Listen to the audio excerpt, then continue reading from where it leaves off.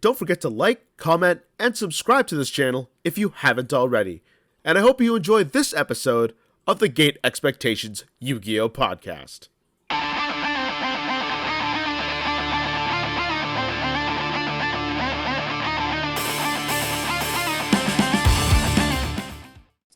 Welcome, everybody, to the Gate Expectations Podcast, where I bring in a weekly guest to talk all things Yu-Gi-Oh! And get to know a little more about each person I talk to. This is the only Yu-Gi-Oh! Podcast that is run by a full-fledged journalist such as myself. This is episode 46. If you haven't checked it out yet, you can check out earlier podcasts with guests like Crush Cards, Ruggles, Yassine, Pack, Distant Coder, and many more. My guest for this week is an old-school legend who's almost done it all. He's a multiple Shonen Jump champion topper, a multinational topper, including a runner-up finish, a former writer for Metagame.com, and a member of arguably one of the most dominant Yu-Gi-Oh! Teams in history. It's Matt Peddle. Matthew, thank you so much for joining me on the podcast. Hey, Dave. How's it going? It's going really well, Matt. How are you doing? Oh, I'm doing well. I'm excited to be on. Oh, and thank you for coming on. I swear, there's like not some kind of like team overdose bias. I think you're like the fourth member now I've had on it. But there's way too much history and like way too much like fun stuff to talk about with you guys. That's why I keep having you guys on. And you know, you've been a longtime friend of mine, and you know, we haven't been able to converse in a while because I know you've had a very busy life and you kind of stopped playing Yu-Gi-Oh! For a while, and then as opposed to me, where I've had also like a very busy life as well. Although I've still kept with the game as opposed to where you've stopped. So when did you stop playing Yu-Gi-Oh? Ooh, that's a good question. I think I feel like it was around maybe 2011 or so. Maybe when I stopped playing seriously. There was definitely a period of time where I was kind of phasing out of the game, where like I would play in like a tournament that would come along, but I wasn't really keeping up with it. I just get like cards loaned to me, and then there'd be periods where I'd just kind of show up and be like, I don't even know what the cards do, right? So I would say kind of probably like, you know, if I was to, and I'll use like decks, like when Infernities first came out, was probably the last time that I was like really like that. Nats, I think that was around either 2010 or 2011 that I played Infernities, and that was probably like the last real like into it kind of game that I played. And then anything beyond then, with different cards that were coming out, I wasn't as into it, I think. But yeah, so it's been like over 10 years probably since I was really, you know, doing the research and studying and trying to win tournaments. But yeah, so it's been a while. But at least you were able to get yourself like a YCS top at least before you were able to bow out of the game, because I'm pretty sure you topped with Infinities at a YCS. Yeah, at YCS Toronto, I think that was my last top. If I'm not, maybe one after that with Zombies, I think was YCS as well. So I'm not sure when that format was.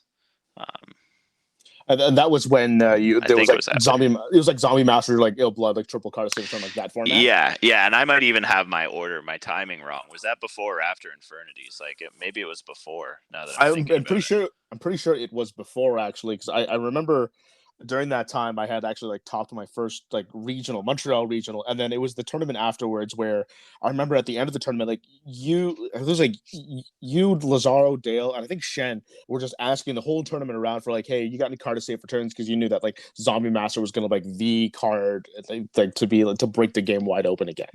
If you remember. Yeah, so when those cards came out, I know Lazaro was the one who first started fooling around with a deck like that. And basically found that like he created a pretty nutty deck, and it was like one of the few times we showed up to a tournament with like being the only people who played that deck at the YCS. And we were, even us when we got there, we were scrambling because we had been testing with proxies, and we were scrambling to get card to save returns. And we showed Paul the deck. I think that was like right before we kind of joined up and all became overdosed together. And so we showed Paul the deck just because we were like that. We were not really like, you know, ultra competitive that way. If we found something fun, we gave it to our friends too. And then actually he knocked me out of top 8, Paul, with the zombie deck. So you know, just goes to show where being nice gets you sometimes, I guess. But yeah, and that was Yeah, so that was actually, and I'll jump right into this story from your earlier podcast with Dale. He talks about how I'm the worst trader of all time in Yu-Gi-Oh, which is true. It's very true. I was terrible. I'm too fair-minded, I think, is the problem, where he would kind of like, I'd trade with someone and be like, well, you give me this, I'll give you this. That's a pretty fair deal. And they're like, yeah, but I don't really want to part with this. And I'm like, yeah, that makes sense. And I really want it. So I'll give you a little more. And like, Dale would always like, what are you doing? You're not allowed to trade cards. Just tell me what you want and I'll do it. Yeah. And so I always had to do that. But I made the best trade of all time, trying to get these car to safe returns. Show up in the morning, grab some McDonald's breakfast on the way. We get there early because we know we got to go get these car to safe returns. Mm-hmm. And so I asked I think it was one of the guys from Michigan, whose name escapes me, but ask him, do you have any car to safe returns? He does. He's kind of skeptical because he's like, what do you got? Like, what are you doing? No one plays this card. This card's junk. Why do you want 3 of them the day before a tournament? But I'm like, I'm just trying to get him. He's like, all right. Can't, they're worth nothing at the time, basically. Mm-hmm. So he can't really find anything to trade, but he looks at my McDonald's breakfast and goes, you give me one of those breakfast burritos, I'll give you the 3 car to safe returns. So that's how I acquired 3 What a deal. car to safe returns for a breakfast burrito from McDonald's. I remember that being a thing too in like later events. I remember I went to Indianapolis in 2012, and like I think one guy brought like a bunch of pizzas, and he was like trading them off for cards and whatnot because how desperate people get. They're hungry, and like the hunger is always an issue when you go to regionals, YCS, or Shonen Jumps. The full story about how people can get really hungry really fast. Yeah, we always would talk about it. The hunger pains. Once you get past the hunger pains, you're good, right? Because you'd have a period of time there where you're just wanting something, but you get past that, and then you're good. I actually, when I was in my picture, I think for the Shonen in Chicago 2005, I'm wearing these absolutely hideous orange cargo pants that I wore to a lot of these events.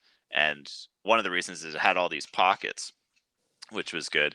And I'd always buy some cookies in the morning and put them in one of the pockets and forget about it. Every time I'd forget about it. I'd be like, I won't forget about it this time. But then sure enough, and then by like round 7, I would accidentally check the pocket and be like, oh, I got cookies. Sweet. Totally forgot about this. Yeah, it was always the, sorry to interrupt you there. It was always the job of the, whoever scrubbed out the earliest, it was their job to provide nourishment for the rest of the team. Oh, so smart. Never thought of that. That's so smart. Yeah. So my brother Ryan, unfortunately, he got that task, I think, more often than the rest of us typically. But so he'd be the one going to Burger King and buying 50 nuggets for a couple bucks or something like that and bringing them back for the boys. Oh, I never thought of that idea, because typically I would try to stop at like maybe like a Walmart or like any kind of grocery store, and I'd pack some snacks. I didn't do this until maybe about 6-7 years ago. I think I did it for one YCS, and sure enough, the one YCS I did it for, I actually like topped it for once. I made the top cut. I'm like, thank God. I'm like, okay, that's it. I gotta have snacks and drinks in my backpack no matter what. From now on, like I gotta do it. Yeah.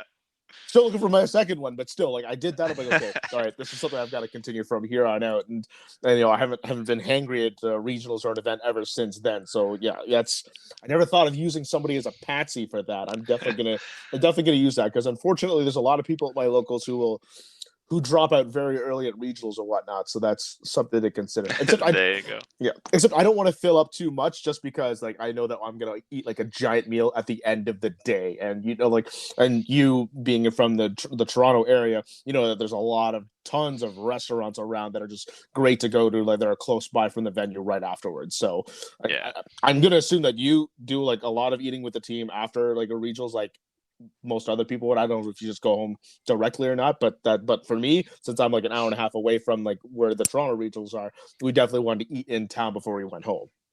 Oh yeah, we were always about that, especially if it was like a YCS or something and there were people from out of town, right? And going to dinner with a big group. That was, half of the fun, if not more, was just hanging with everybody, right? Like I've gone to Yu-Gi-Oh tournaments since I stopped playing just to hang out with some people that I haven't seen in a long time, right? and there's not too many still in the game, but like the last time I was there, I was just, went and just kind of hung out with Jeff Jones for a couple of rounds. I think he had a bye or something in the first few rounds. You can win some tournament, get a bye, but Mhm. yeah. So it was that social aspect was always some of the most fun part of these tournaments. And yeah, we'd always go somewhere, grab a bite, get a nice big feed bag going on. That was a very common like sentiment that was shared among a lot of my local friends, where it's like I don't even care how well or how bad I do for the day. Like we're just looking for like eat the meal at the end of the day, because from where I'm from, we don't have as quite as diverse as like a food pool as Toronto has. So like for example, like we don't have like Korean barbecue. We don't really have like a high end sushi place. We have decent sushi, but not like a high end sushi place. Or we don't have like hot pot. So those are like restaurants that we definitely want to like capitalize on when we're like in Toronto, because it's a big food capital out there compared to where I live. Yeah, well, it's a good thing you didn't eat with me then back in the day, because I was such a picky eater when I was younger Oh, that. were you? Oh yeah, and so all our friend group, right? They always had to be like, okay, well, where can we go that Matt will eat something? So Yeah. I was, and sometimes I'd have to be like, guys, if you want to go somewhere, just go somewhere. Like, I'll go to a McDonald's close by or something. Like, don't let me ruin the vibes here. Yeah, and speaking with like the friends in the group that you hung out with, I mentioned that you were part of Team Super Friends, which is like one of the biggest Canadian teams before you had merged with Team Overdose. So that was consisting of at least Dale, Lazaro, like there's Chris Simos, Jason Tan. Like I could remember like a whole bunch of your brother as well, Ryan, who maybe a lot of people nowadays don't know that you had a brother that also played Yu-Gi-Oh, is also really skilled at as well. How was it that how was it for you that you were able to grow up with like these kind of guys with this kind of skill level, like world class players, and really get to like get yourself immersed in that and become pretty much a world class player in your own right? Yeah, it was really. I mean, it's really cool, and these guys are still um, friends to this day. Some closer than others, Mm-hmm. but like Dale and Lazaro, they were both in my wedding party. Um, Irvin, Calvin, these guys were at my wedding as well. Like, and are still friends. We hang out. We try to do like group chats and game nights and stuff like that when we can. This pandemic's obviously changed that a little bit, and we've done some virtual things here or there. But Mm-hmm. yeah, it was. I mean, it was. So I guess to kind of to bring it back, like when I first started playing with these guys, um, I guess I'm trying to kind of pull the order in here, but Yeah. basically, like, so when I first started, like Dale was definitely someone that I considered better than me, and once I got to a certain point, like by like 2003 nationals, because there were days when I was a total scrub, and we can go all the way back if you want to the start of when I even just started playing Yu-Gi-Oh. But basically, by like 2003 nationals, I Mm-hmm. felt like I was one of the better players, or at least I felt that I was pretty good. And then the the nationals kind of reaffirmed that for me, because I made the top four, and I was like, yeah, like kind of lost out in a lucky kind of way. Um, I'll try not to put too many things on luck, because I definitely think that was I definitely think that was a problem I had. Like, looking back at myself, like I definitely was too often to be like, well, I just got unlucky, instead of thinking what I could have done differently. Mm-hmm. But it was one of those like top deck Mirage and Nightmares back traditional format, draw four cards, one of them being the Typhoon, and that got my opponent basically out of the jam and beat me in the top four. Mm-hmm. Um, but at that point, like Dale was definitely the only person I was really looking at like, this is the guy who's better than me, right, in Canada, and then we'll kind of see as we go to these other tournaments who's better, because I'd been doing stuff online too, and playing like doing different like wars and stuff on different online teams, and was definitely feeling pretty good about my skills at the game. Mm-hmm. um, and Dale was better than me. Lazaro was not very good at that time. He would get better Of as course. time went on. um, but yeah, so and then that original Super Friends team, Duncan too, I think was the one that the first five that went to that Shonen in Chicago was me, Dale, Lazaro, J-Tan, and Samos. No, yeah, J-Tan and Samos. And but Duncan was on the original team, Kyle Duncan. I don't know Mhm. if you remember him. I do. And Philly champ. yeah, I modeled my Shonen Jump Hamilton deck pretty much close to what he did. So yeah, very aware. And I yeah, tried to he get him was on very like a good. last minute. I tried to get him on a last minute ride to I think a Philly trip, but he didn't answer the phone, so we went without him. But other than that, yeah, I do remember Kyle looking very very well. Yeah, he was a very good player and definitely someone that, as we were kind of starting, because he and I were actually on a team together too, right? So before Super Friends even happened, Duncan and I joined Team Savage Mhm. with Jay Kim and David Simon. Trying to remember all the names here if any of them listen. Evan Vargas, um, Tony Kim, and I'm I'm getting the Comic Odyssey guy's name is escaping me because I keep falling on Augusto, but it's not Uh, Augusto. Chris Flores? No, no, No. it was I can't remember now, but that was a mostly online thing, right? Mhm. And about playing online. But when we went to the very first jump that we went to was me, Chris Samos, Jamie, who was one of Chris's friends, and Duncan. And the four of us Mhm. took a bus to Charlotte, North Carolina. It was Oh like a wow. Oof. 36-hour total Wow. bus ride. And yeah, by the time we got there, we were total zombies, and it was the very first thing we ever went to. Um, and was definitely an experience. And when yeah, so that was the first team that I was on, and then eventually we joined up with we made super friends after that, kind of as our in real life team.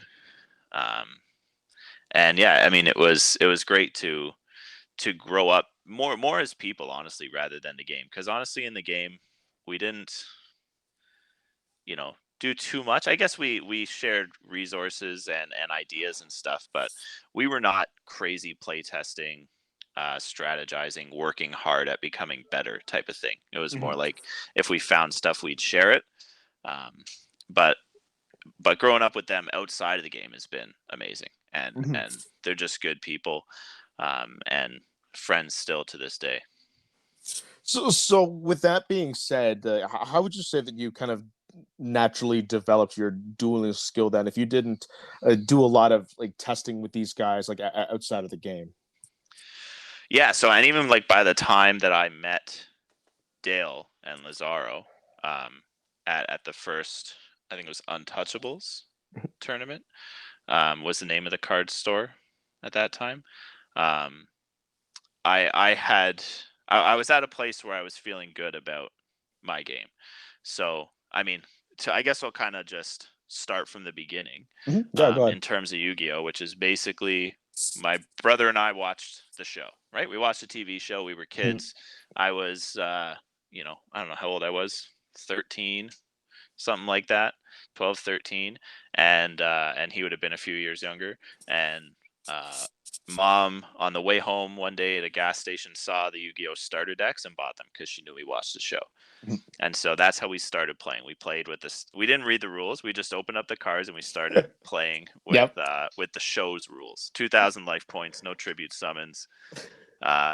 We pretty quickly had to adjust and make house rules because with those kind of rules, you could just be like summon curse dragon, attack for game, Yeah, yeah. right? So it was like, Like oh. any like any card game that we've all played throughout the years. Yeah. So we had to adjust for all these rules, and actually the house rules we made, they're like, okay, you can't attack directly, you can only attack over monsters, right? So then we you know just set everything and be like, well, they can't attack me directly, so as long as I set a monster, then he just kills it and then he can't kill me. Yeah. So stop defense became the best card in the game for us, because that flipped a card in defense mode to attack mode. So that was how we won games. It was Yeah. just an absolute brutal version of Yu-Gi-Oh. But eventually we went and played our first tournament at Image Collections in Streetsville, and had to start playing by the real rules. I started off with the Dream Clown control deck. Uh, that Oh was wow. Oof. yeah, that's kind of how I started. Right, that was around the time when I can remember, like, Mechanical Chaser was almost non-existent, right? It was a very expensive card, Yeah. and everyone else was playing Lajin and 1800s. And event pretty soon after I had started playing tournaments, Gemini Elf came out. Now is now the new biggest thing. Yeah. But I wasn't about to be spending money and chasing those cards, so I made an affordable clown control deck, and I always liked control That's definitely a defining theme of my Yu-Gi-Oh! I'll say career for lack of a better term, Mhm. but my time in Yu-Gi-Oh! Was always trying to play control. I always subscribed to that kind of theory that if I could whittle down your resources, Mhm. that was how I just win eventually through attrition. Mhm. And so I played clown control. And my big breakthrough came when I finally opened an injection fairy lily. And now I could actually win games because now I had something that could just smack for 3,400. Yeah. And and that was how I kind of got through there. But then I eventually started to piece together a better deck and went online and looked on resources online and see what kind of things people were using and was like, okay, these decks with tomato and such are making sense, and just kind of acquired these cards. And just I would say that, to kind of come back to your original question about like how did I sharpen my skills at Yu-Gi-Oh, I would say Mhm. that a lot of it is just kind of I have this natural, I guess, puzzle solving ability. If there's, it's kind of, I don't know, a weird way to say that, but Mhm. um, there's just some, like I would play video games, right? Like I can think of like Zelda, like a really old Zelda video game that would have like a temple you need to put the pots on and to pass through to the next level or Mhm. something like that. And I always got that stuff came to me really quickly, right? Just kind of this puzzle, try this out, trial and error, eliminate options, like figure out shortcuts in your brain. Mhm. That sort of like tactics came to me quickly. So if I, that's if I was trying to equate it to something else, it would be like chess. I'm not sure how familiar you might be with So chess. so logic in a sense. I played a lot of chess when actually I was in elementary school and high Yeah, school, so so I'm very familiar. tactics in chess, right? Yeah. So like I would say that it was just it came to me naturally ways to find tactics. Like Mhm. it's, if I'm looking at a chessboard and there's a one move to move my knight and create a fork so that I'm going to win a piece, it's really, I can do that easily with one move. When it comes to chess, I can't really look at a chessboard and say if I do this, he'll do that, and in three moves I'll have this tactic, Mhm. right? But I could do that in Yu-Gi-Oh, and it was just something that it was just kind of something I always had the ability to do. Um, and So like, problem solving, in other words. yeah, and just kind of being able to create like shortcuts in your mind, right? Mhm. So another example, a deck building game, right? I'm playing deck building games with my wife. We've been playing that a bit now recently during the pandemic, and I'll be telling her like, you want to play if you have a card that just draws a card, you probably want to play that first, right? Or and then if you have a card that's like draw two, discard two, Mhm. play the card that draws a card first, and then the other one, so that you can see more options, right? And Yep. that's just like a very basic shortcut that you want to have in your brain Mhm. when you're playing the game. And so there was a lot of these shortcuts that I could have that worked, and as I went on I would have these like level up moments, Yeah. right? So I can remember after one regionals specifically being like I kept winning when my monsters attacked over their monsters, and like this is creating like an advantage for me, right? If I summon an 1800 and kill a 1700, then I've just killed a card for free. And if they use like a card to kill my card, then I've generated this advantage, right? And so when I Mhm. learned about that concept of advantage, I just applied that to what I had already been doing, and that's when I kind of was at getting to that kind of high level. Would Dominion be one of those deck building games that you would play? I've heard of that one. I don't play that one. I don't Okay. have it. So my wife and I, we've played the legendary deck building game. Yep. We played that for a while because you could play it cooperative, Mhm. which was good to kind of get her into it because she'd be she'd be worried about playing me and just if it's a one-on-one, she's like, I don't want to just play and get whipped every time. That's no fun, right? And knowing how competitive I was, that's something she would worry about. But I've definitely dialed back on that competitiveness a lot Mhm. over the years, and so we can play like we play the DC deck building game is what we play now, Yep. and I'm uh, familiar and with that. so yeah, and so it's a lot of fun because there's a lot of powerful cards. So like she has, if she gets the right cards, the right heroes or whatever, then she has as much of a shot and as I do. And right now we're pretty even. We're pretty close to 50-50 in terms of Very who nice. wins. Yeah, so it's that's a lot of fun. Yeah, I don't blame her for not want to be pitted up against you, and we'll talk about that later on. Once we get through that the displeasuring talk that we're soon going to have later on. But then, as we mentioned before, you, as a lot of people may not know, you have a brother named Ryan who also played the game very well. Did he play any kind of role at all in kind of shaping your game, or at least getting better in some way, shape, or form? I mean, so we in the early days, like we would play, right? We just play at home, and so that would help for sure. Just kind of getting that practice in, and he's pretty good at that puzzle solving type stuff too. So it wasn't, I wasn't like beating up on a fishbowl. We'd play, and he had as much of a chance to win as I did. Um, well, for a bit, and then then eventually I kind of got past him, but. It was someone to play. There's different events over time because he kind of went in and out of the game too at different periods of time. But Yeah. like the one Nats where I showed up with machines. This is Yep. jumping forward a bit, but Yep. that all came from a playtesting session with him, where he kept beating me when in like our mirror matches, and I went, okay, I don't want to do this tomorrow. I don't want to just play these mirrors tomorrow. Like I need to find something that's anti-meta, and and so when I brought the machine stuff, I was like, I started beating him in the testing, and that's when I was able to bring that to the tournament and succeed with it. And that was the machine deck that you brought that was consisting of basically like Cyber Phoenix UFO turtle, basically like you can't target the machines, and that would eat away at like the Monarch strategy a bunch. Yeah, it didn't have UFO turtles. Okay. I don't think it did. I don't think it did. Could be wrong about that. It might have, but it had Cyber Phoenix and it had Trooper and duplication, machine duplication. Yeah. And that was and that actually ended up defining like U.S. Nationals. Like that deck was everywhere at U.S. Nationals because Canadians came first, and then like a week or two later was the U.S. And there was machines everywhere, right? Which is pretty cool. I actually worked for Metagame covering that event, so it's cool that I got to like kind of break into my nationals with this new deck, and then went to cover U.S. Nationals, and it was dominating the tournament. I was like, yeah, I did this. Right?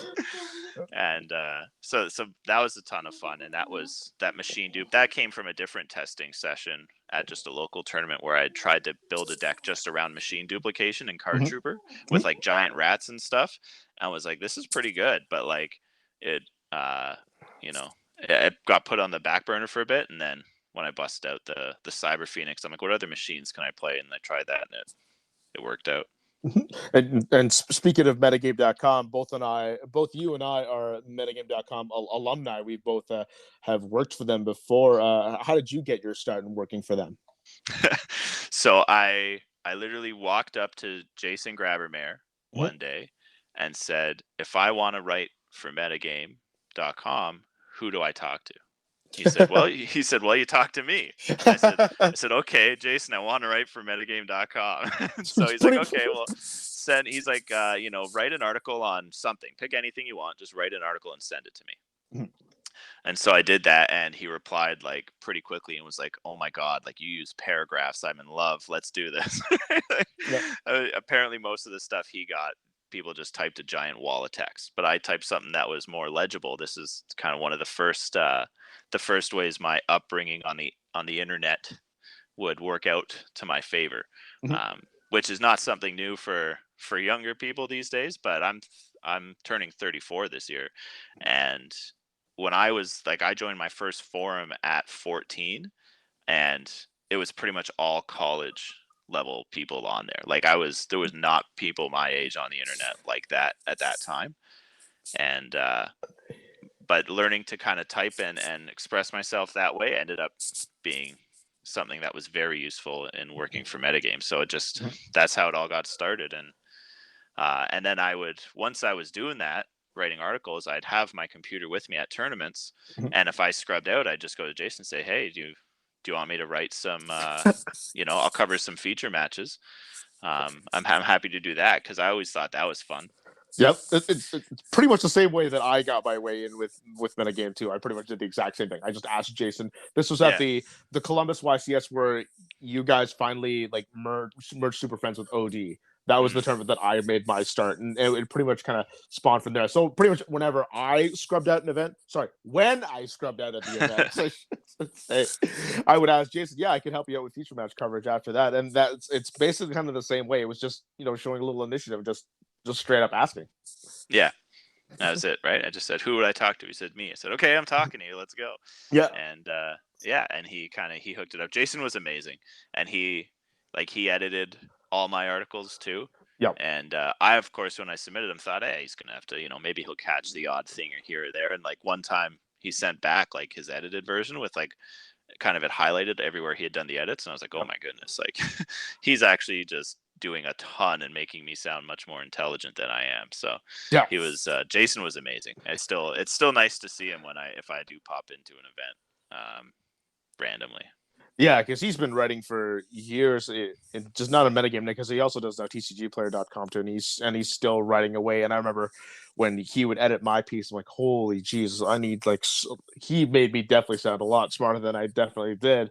And like I wasn't even into writing or anything like that when I was at that point in my time, and now I'm like a journalist. It's like weird. This is a really weird turn that I never thought I would go, but here I am. But I'm not going to complain about it. And like I go back to him, like if I ever go back to write for you, you can see that my writing will be a lot more clear and concise than what it used to be. It used to be atrocious back then. Like I could think of like really elaborate words, but at the same time, being able to put them together with like great syntax will be a completely different story on the back end. And Jason really did help me out on the writing for sure. And I believe you wrote for Metagame for roughly 3 years, if I recall correctly.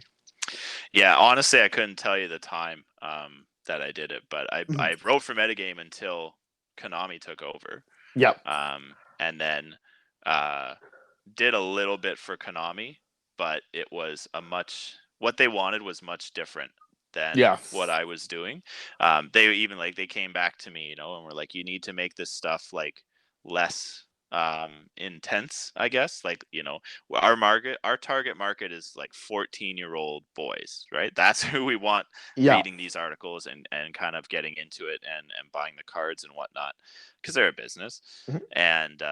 And I was much more on the competitive side, and so that was one of the reasons it didn't work out with Konami.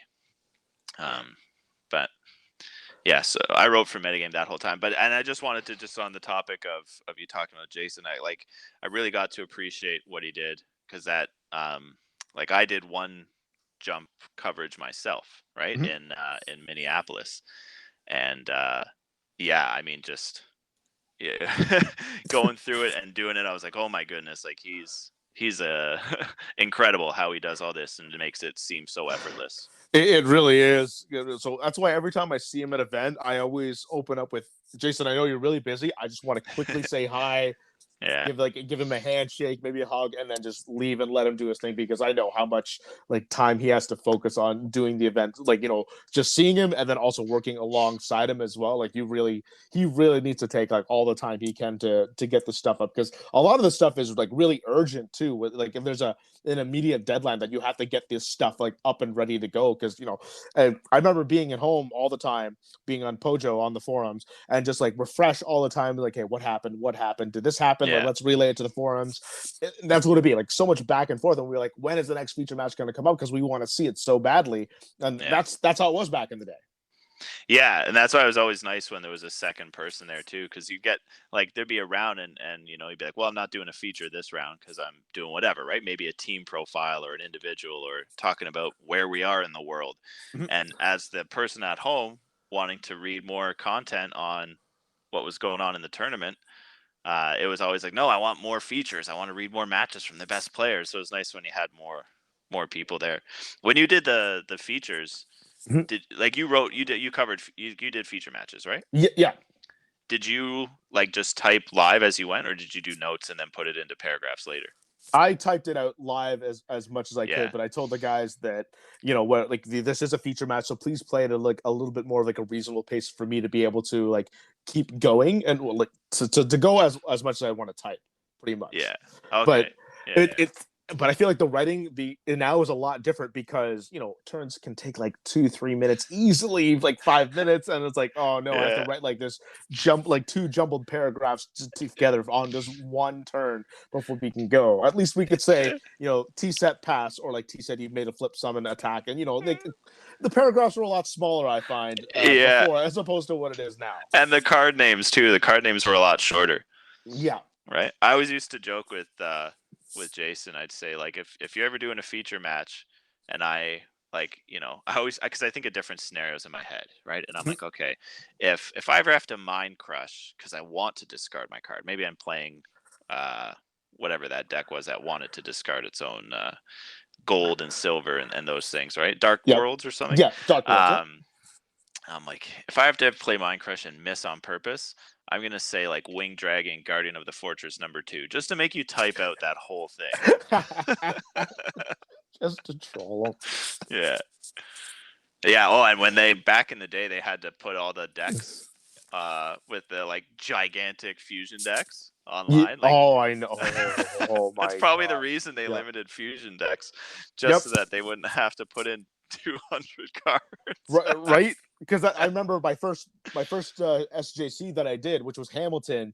I think I had about 30 cards in my extra deck, and had fusion deck, as we used to call it, and I had zero business on running any of those cards. Yeah. The only time I might take it is if I somehow was able to like gain control of my opponent's Cyberstein and then use it. That would be like the only time I'd ever use it. But I was putting in like Master of Oz, for example. I have no business using that card or not doing anything with it. No, it's just there just because I want to flex, and I just want to have like my like Master of Oz like just lying around next to me or something. Yeah, and it doesn't hurt you to have it there, right? Exactly, so that. You never know. Yeah, your opponent plays an exchange and gives you a metamorphosis or something. You never know, some kind of crazy way that's theoretically possible for you to need those fusions. So if it costs nothing, why not have them there, right? Yeah, until they released Shadow Infinity, and then they released, if you recall the card, Memory Crusher. That was the same set that Treeborn Frog was in.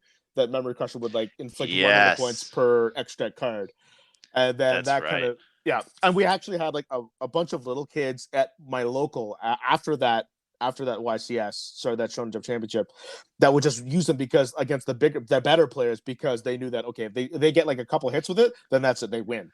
Because we have like 40, 50 cards in it. So we would just cut it down. Yeah, that's right. Just because of it. I'm pretty sure I can remember having that in like my side deck for regionals, and for the exact same reason. Just in case you face someone who's still loaded up their extra deck, you can just side that bad boy in. It's all about being ahead of the game, and that was just a next level play. And it's funny because one of the top players at my local, that happened to him. He lost to this kid that that shouldn't have had any business to beat him, but he just drew dead and just got hit twice with Memory Crusher, and that was it. He got hit for like 4,000 like a piece each attack. I'm like, and it's like that's it. I'm never playing like a 40 card extra deck ever again. Never playing a fusion deck. I'm playing like 10 cards, whatever. Oh my God. Yeah, being ahead of the game though was like sometimes. I mean, it helped if you could get that advantage in a tournament. I think I think so. This was definitely a tournament in, I think it was Columbus. The very first one, they had a top 16 instead of a top 8, and Lazaro came second in that. He ended up losing to Mark Glass, I think his name is. Yeah, and I think that was kind of like Lazaro's breakthrough, kind of where he's like, okay, he's here, he means business. I think, if I might be wrong, but I remember him having an epic match with Shane Scurry, and everyone being like, these are two of the best players like going at it together right now. And going into that tournament, Demise had just come out, and there was like a Demise OTK that people were playing. Yep. And nobody, like, a lot of people didn't know about it, but I knew about it because of my online presence, and I convinced like Lazaro and others from our team to stack our side deck because we didn't have much to side deck against. But I said, let's, we need to put in all these cards to hate on this deck. So we were throwing in like Dust Shoots, Mind Crush, even like DD Designator, the spell one where you just call what's in their hand and just banish it if it's there. Yep. Because like I was like, this deck, there takes them a few turns to set up, and you always know what's in their hand. And those cards, I actually ended up beating Jeff Jones in a feature match that tournament. Same when I actually do something in that feature match where I made a pretty good read. I was pretty good at different reads too. That's another thing I was able to do, and just kind of tell with the body language, like the way people put them down, cards down, the order. Like Jeff set 2 cards in his end phase, and I pulled out a piece of paper, wrote Royal Decree, and put it on one of the cards. And sure enough, it turned out, and it just sat there. Jeff just left it there, and sure enough, later on, it was revealed to be Royal Decree, and it was just the way he put it down that I went, okay, this is a card that he is thinking is going to be big for him down the road, right? Like it was just the body language he used, the when he said it, that made me go, okay, I think I know what this card is. Yep. And yeah, so I ended up beating Jeff in part in thanks to having those cards in the side deck, and Lazaro did well. I think he ended up beating one demise guy and was like, those cards were huge. So having that kind of prep to be ahead of the game was definitely a big advantage. Now this is me going off by pure memory, but I feel like Lazaro cited Hallowed Life Barrier as well as one of the side deck cards to go against Demise for some reason. Correct me if I'm wrong. Maybe. I honestly can't remember the deck. No? Okay. I can remember saying we need to side these cards. I can remember the deck I played because this is the event I played a Highlander deck in, just out of pure choice.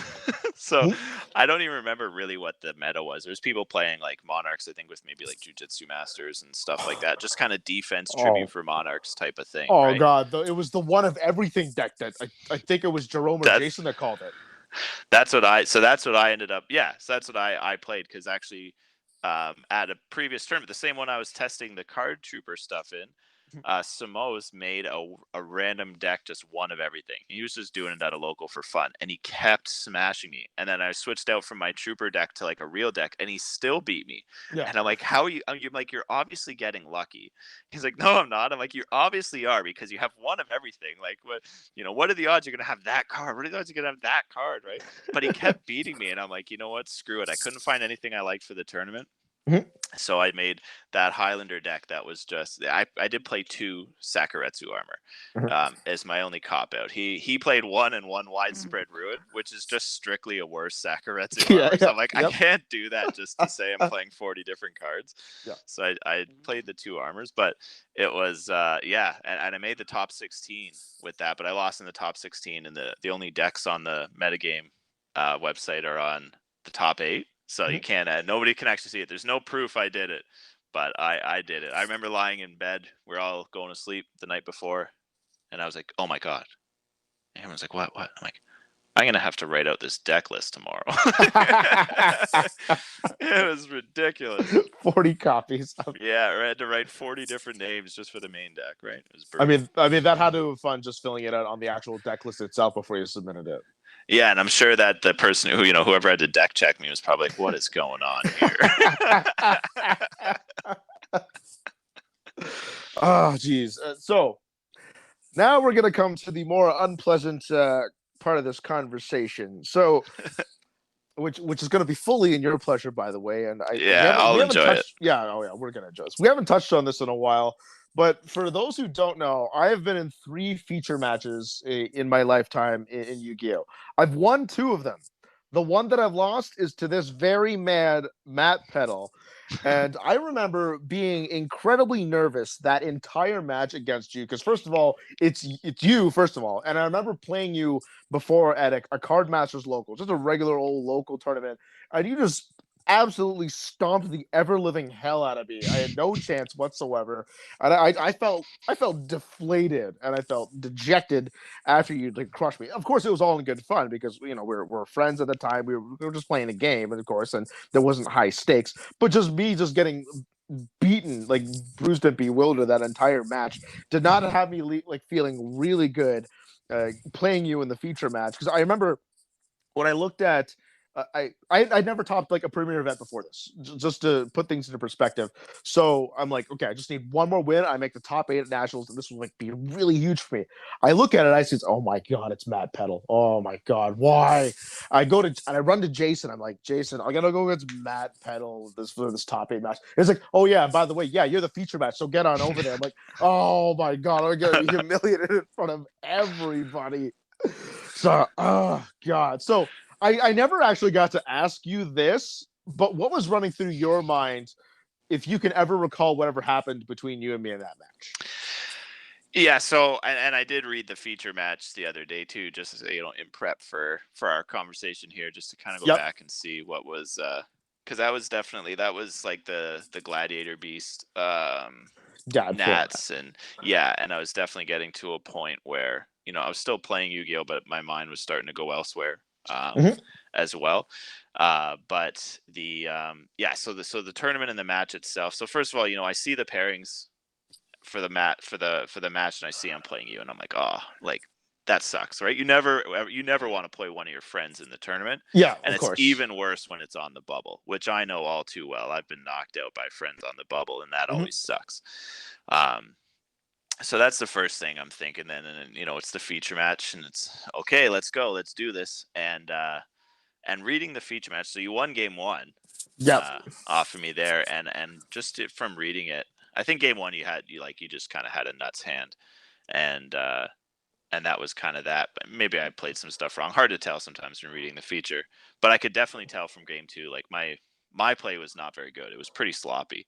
Mhm. Um, so that so there's always a little bit of nerves. Like for me, I was always a little bit nervous, no matter who I was playing, Yep. basically every round, um, because I was so like I lived and died with Yu-Gi-Oh success at that kind of point, right? Like when I Mhm. was younger, like that's all that I just wanted to. I wanted to do it. I wanted to win. I never did win.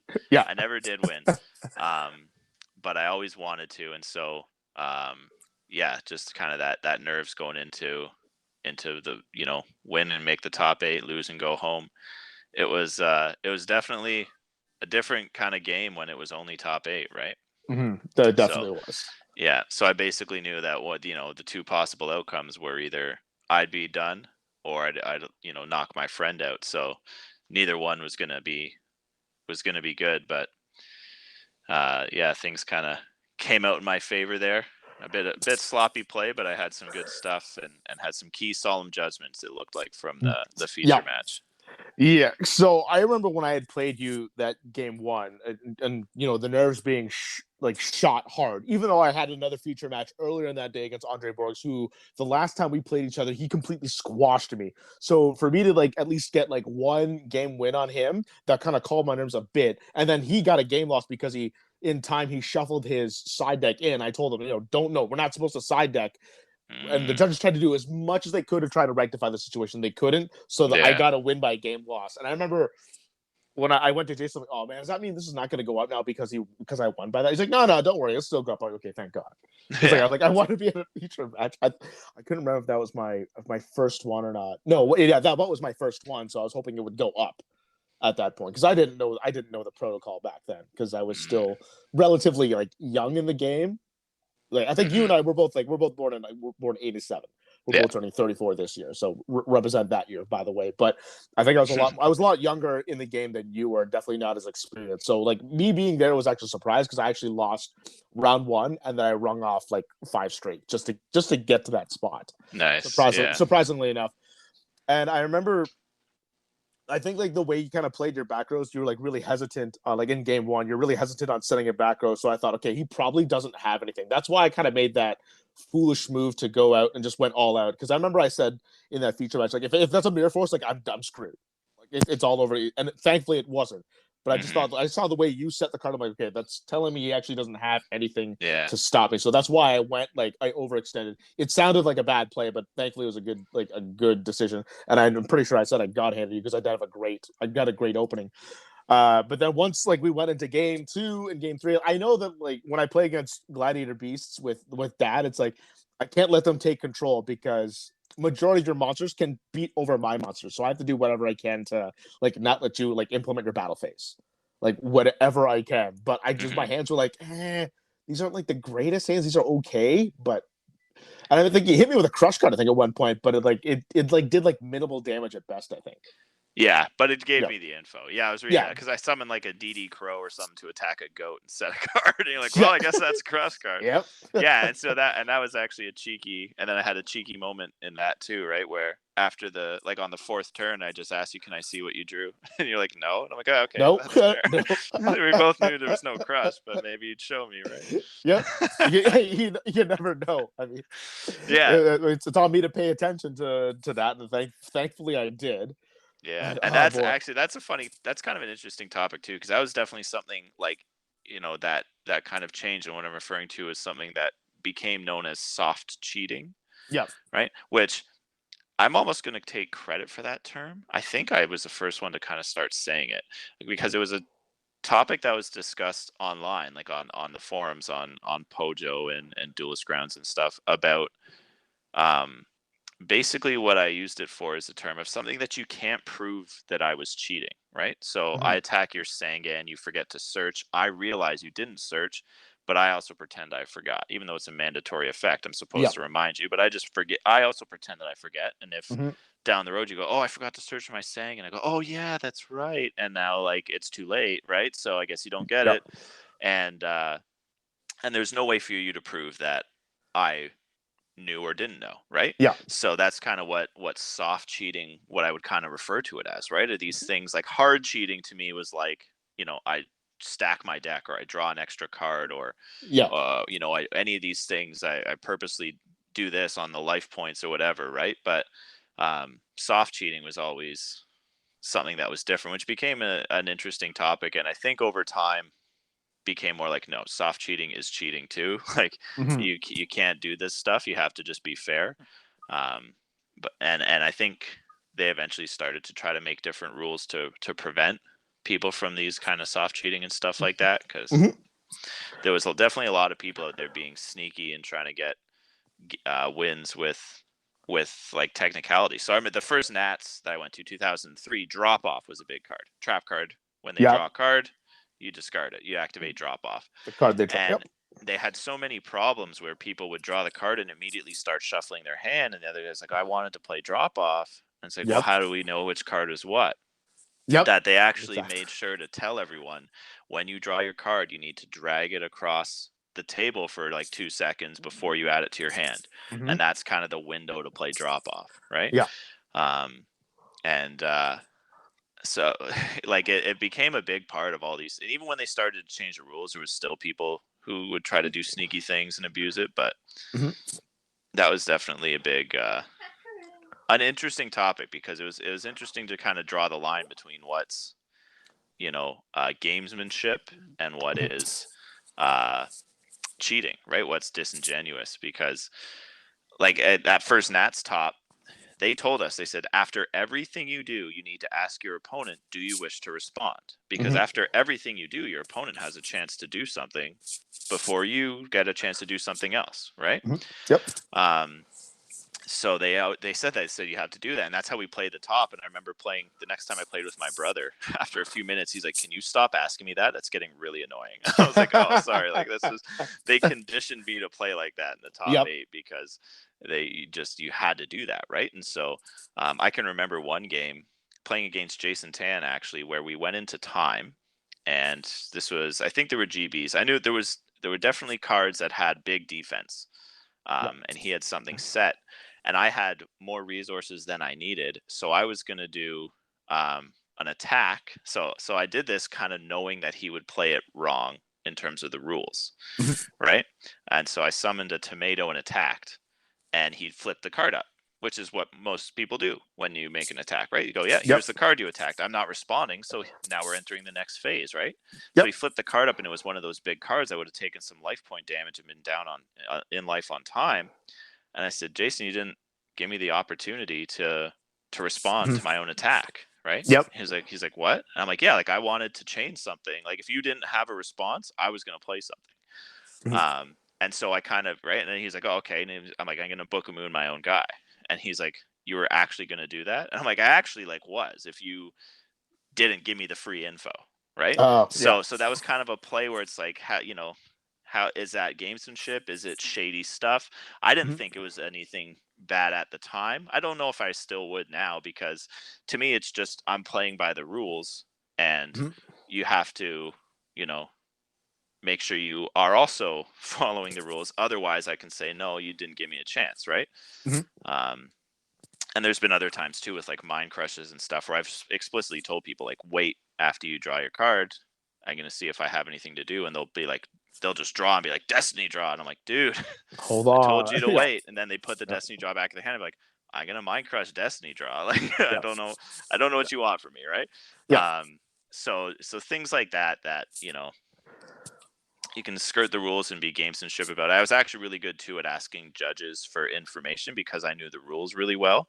Mhm. So I would like ask a judge something that was not a hypothetical, if I do this, what happens, Mhm. but was more along the lines of like, how does this specific rule or interaction or whatever work, right? Not using cards, but just in general, where they Yeah. would give me the answer, and so I'd know if I could make a specific play. So yeah, so I remember there were a couple things, like a couple examples to follow up with the soft cheating, because I remember when people would play like Mind Crush, or if they play Trap Dust Shoot, for example, like Dust Shoot, if you had only had like one monster in your hand, it'd be like, okay, this is my hand, this is the monster going back, and that's it. Like even though you're allowed to like legally look at the hand until you say, okay, I'm done looking at it, and then they have to shuffle it. But there would be some people that would just try to like let's say you call Mind Crush and like you discard a card or don't discard a card, you like just flash the hand. No, I don't have it. That's it. And that would be kind of like that would kind of fall similar along the lines of what you're talking about in a sense. It's that kind of interaction that people could try to gain some leeway on. Yeah, and there's just different levels of kind of abusing the rules, right? So like what I Yeah, did with the booking my own guy, like that's one kind of abuse of the rules, because like, you know, it's a bit disingenuous to be like, I'm gonna make this play and book yeah, my own guy, and the only reason I'm doing it is to see if he's smart enough to ask me if I'm doing anything else before we move into, you know, whatever phase of the battle phase of the attack it was where the monster yeah, gets flipped up. yeah. And so, you know, and then there's guys like Jason Holloway comes to mind, Yep. who you know, was affectionately referred to as Jason Stallaway, because that's what he did, right? Is he Mhm. played super slow and he always stalled, and he sided these burn cards that Yep. he'd scoop the game and side into his burn cards for game 3 right before time was called and win with these Hmm. burn cards, right? And so like to me that is a higher level of disingenuousness, because it is a planned, like a premeditated, here's how I'm going to abuse the rules. But even that, like, is he really cheating? You know, it kind of it opens up this moral debate, right? He's not trying to Yeah. win just by kind of that standard way. He's looking for this alternate thing, which is abusing the time clock, which Hmm. is not very sportsmanlike, I guess I would say. Hmm. And that's even leaked into like today's Yu-Gi-Oh now too, because I don't know if you're aware of the new time rules that's been in place for a couple years now. I'm just gonna ask you up front if you know those rules or not. Yeah, I do, because I actually came back and played like a true Draco. Um, Shoot, what was the name of all those? Invoked? No, the XYZs where you just keep putting them on top of each other, and they'd keep looking for Oh, more guys. oh, Um, as Zodiac? Zodiac, yeah, yeah. Yeah, yeah, yeah. So Oh, yeah, Zodiac. Yeah, yeah, so True Draco Zodiac, right? yeah. Is what I came back and I played that, and I went to time a lot because I'm trying to figure out what's going on the fly, and you can't really do that with these cards, Yep. and and turns would take so long and games would drag out, and I went to time and had like 3 draws or something like that, and I'm like, well, that's Mm. like that's like 3 losses at this point, right? Like I'm out of the tournament now from all these ties. So yeah, I'm aware of those rules Yeah, firsthand. because now that's even becoming like a strategy in itself, is to work the clock even more, because some people would just if they win game one, they would just say they check the time like, okay, I'm just gonna scoop now game two and then make the opponent go first or something like that. So that way, when time's about to run out, you get the only battle phase, and then you would be able to score some damage, and then and then win the game from there. So like the clock gets worked even more now, and that's something that's getting like widely debated over, but nothing at least for now is going to change from the foreseeable future. Yeah, and I feel for the tournament organizers who have a pickle in terms of how to solve that problem, because they have to balance things like, you know, how long they have the venue for and such like that, right? I can remember, Mm-hmm. and time is always a touchy subject for me, because I'm very salty from my first shonen top. My first jump top was at Indy in 2005, and I lost in the top 8 on time. And I'm like, why on earth do we have time in the top 8? Like I was, and it was at Indy too, right? Which is a huge convention that stays open. Like it's not like we were up against a clock to get out of there. The convention stays open. So I was very upset about that and lost to, again, let's bring it back to luck. Lost to an absolute god hand in time. Okay. Yeah. This guy, I set I drew 5 monsters and a goats. Something set a reaper, set goats. He went storm, like chain goats. He goes, swords of revealing light, flips my reaper up. Tribe, kill both things, attack. I'm like, right? And now I have 1 turn to try to make up 1600 life, and obviously can't do it in that kind of format. Yeah. With 5 monsters in my hand, so I lost. Oh. And I'm like, that was like, what a crappy way to lose. Especially that was like me at what I feel was kind of my peak in terms of playing ability. I feel like that was a tournament I could have won, and to go out like that was definitely tough. Yeah, that would be really painful, but it's kind of it's almost kind of shades of goat format, from which I know you've kind of dabbled a little bit in, but not play quite as heavily as like the rest of the OD members. I think I've seen you like dabble a little bit in it. Yeah, so like you mean like kind of in recent times where like goat formats kind of had this resurgence? Yeah, it more like the recent years. Like I know you don't play as much as you do, if at all, but I know that you've at least played like a little bit of it when like goat had that resurgence, and that it still has now. Yeah, I mean, so I actually own 2 goat decks, physical decks. So the only Yu-Gi-Oh cards left that I own, basically. But I have 2 goat decks in my house. Just in case someone wants to come play goats. Oh, nice. But I don't really play it online. I just don't have the time. And when I play, one of my problems with games is that I want to invest so much time to get as good at them as I possibly can be. Just to see how high I can go and how good of a player I can be at a certain game, that I really just, as with my career and with my personal life, I just don't have the time to be devoting myself to thing like that. Like chess, I only really started playing since Queen's Gambit came out on Netflix, and I was like, man, just go. Even like she's getting the pairings and stuff. I'm like, I remember this. I know this feeling, right? That first episode where she goes to the first tournament. I'm like, oh man, I can feel this, and I got kind of interested in it, and then I was like, they'd talk about different openings, the Sicilian and stuff. I'm like, what's that? And I just started Googling stuff and got really interested in it and started playing chess. And even with that, like it's really one of the big benefits of it is I know I can't possibly attain a high level from a competitive standpoint at 34 years old. Like you just can't start a game like that and get there. There's so much memorization, so much learning required that it really takes a lifetime of study to become like a grandmaster, right? So like I know I could never get there, which is almost like it has this calming effect on me. Like I don't have the same drive for that game as I would other games that I would play, right? Where I would just, even these other games like Among Us, when that was out, I was playing the heck out of that because I just wanted to get as good at the imposter and stuff as I could be. And so I just don't have that same drive with chess. I enjoy playing it and I enjoy watching fast games of chess. And it's a game I like a lot, and I'm teaching my son a bit about it, what I know anyways. But it's nice to know that I can't achieve anything in the game. It keeps me grounded. So this is a big question I want to ask you now. With that being said, because like I feel like myself too that I'm kind of past my prime when it comes to this game. I still think I'm a very good player in my own right, but I'm definitely not able to commit as much time as I was able to used to back in when I was like my 20s and whatnot, because I didn't have a fiance then, like I didn't have like a full-time job then, like it was like a bit in school, like I had a lot of time that I could like spare time as opposed to what I do now.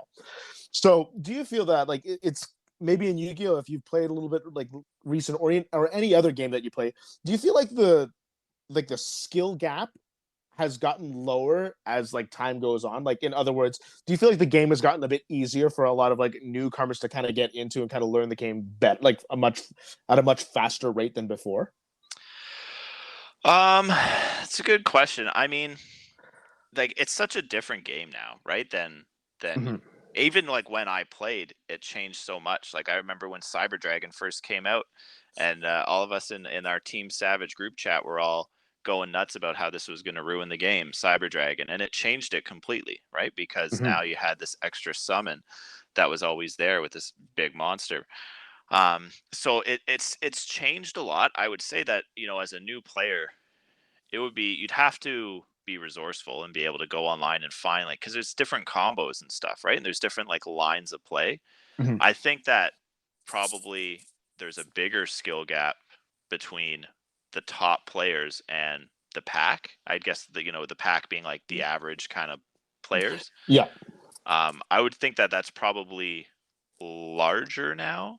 It's different because now there's just you have to be able to see these lines and look at like the three cards you have and understand whatever the eight cards that will end up on the field after you start going, Mm-hmm. and whether or not you'll be able to win the game from there. And it takes a lot of experience and like high level, play to be able to kind of do that. Whereas, back when I played, the main thing that separated the elite players from the pack from kind of the average players was just proper management of resources. Like it was the average player was just so bad at playing out their best cards for minimal advantage, right? Mm-hmm. They would just waste their stuff and they just didn't really understand that concept of advantage, right? Which for anybody listening who's not familiar, advantage is simply if we get to a point in the game where I have two cards and you have zero, I'm +2. I have like the monster on board who's hitting you in the face. You have to rely only on your top decks. You're going to draw a card. I'm going to draw a card. So we're going to be even in resources. And if I just keep eliminating your card with the one I draw, whatever I've got on the field is going to win the game just by smacking you over and over again.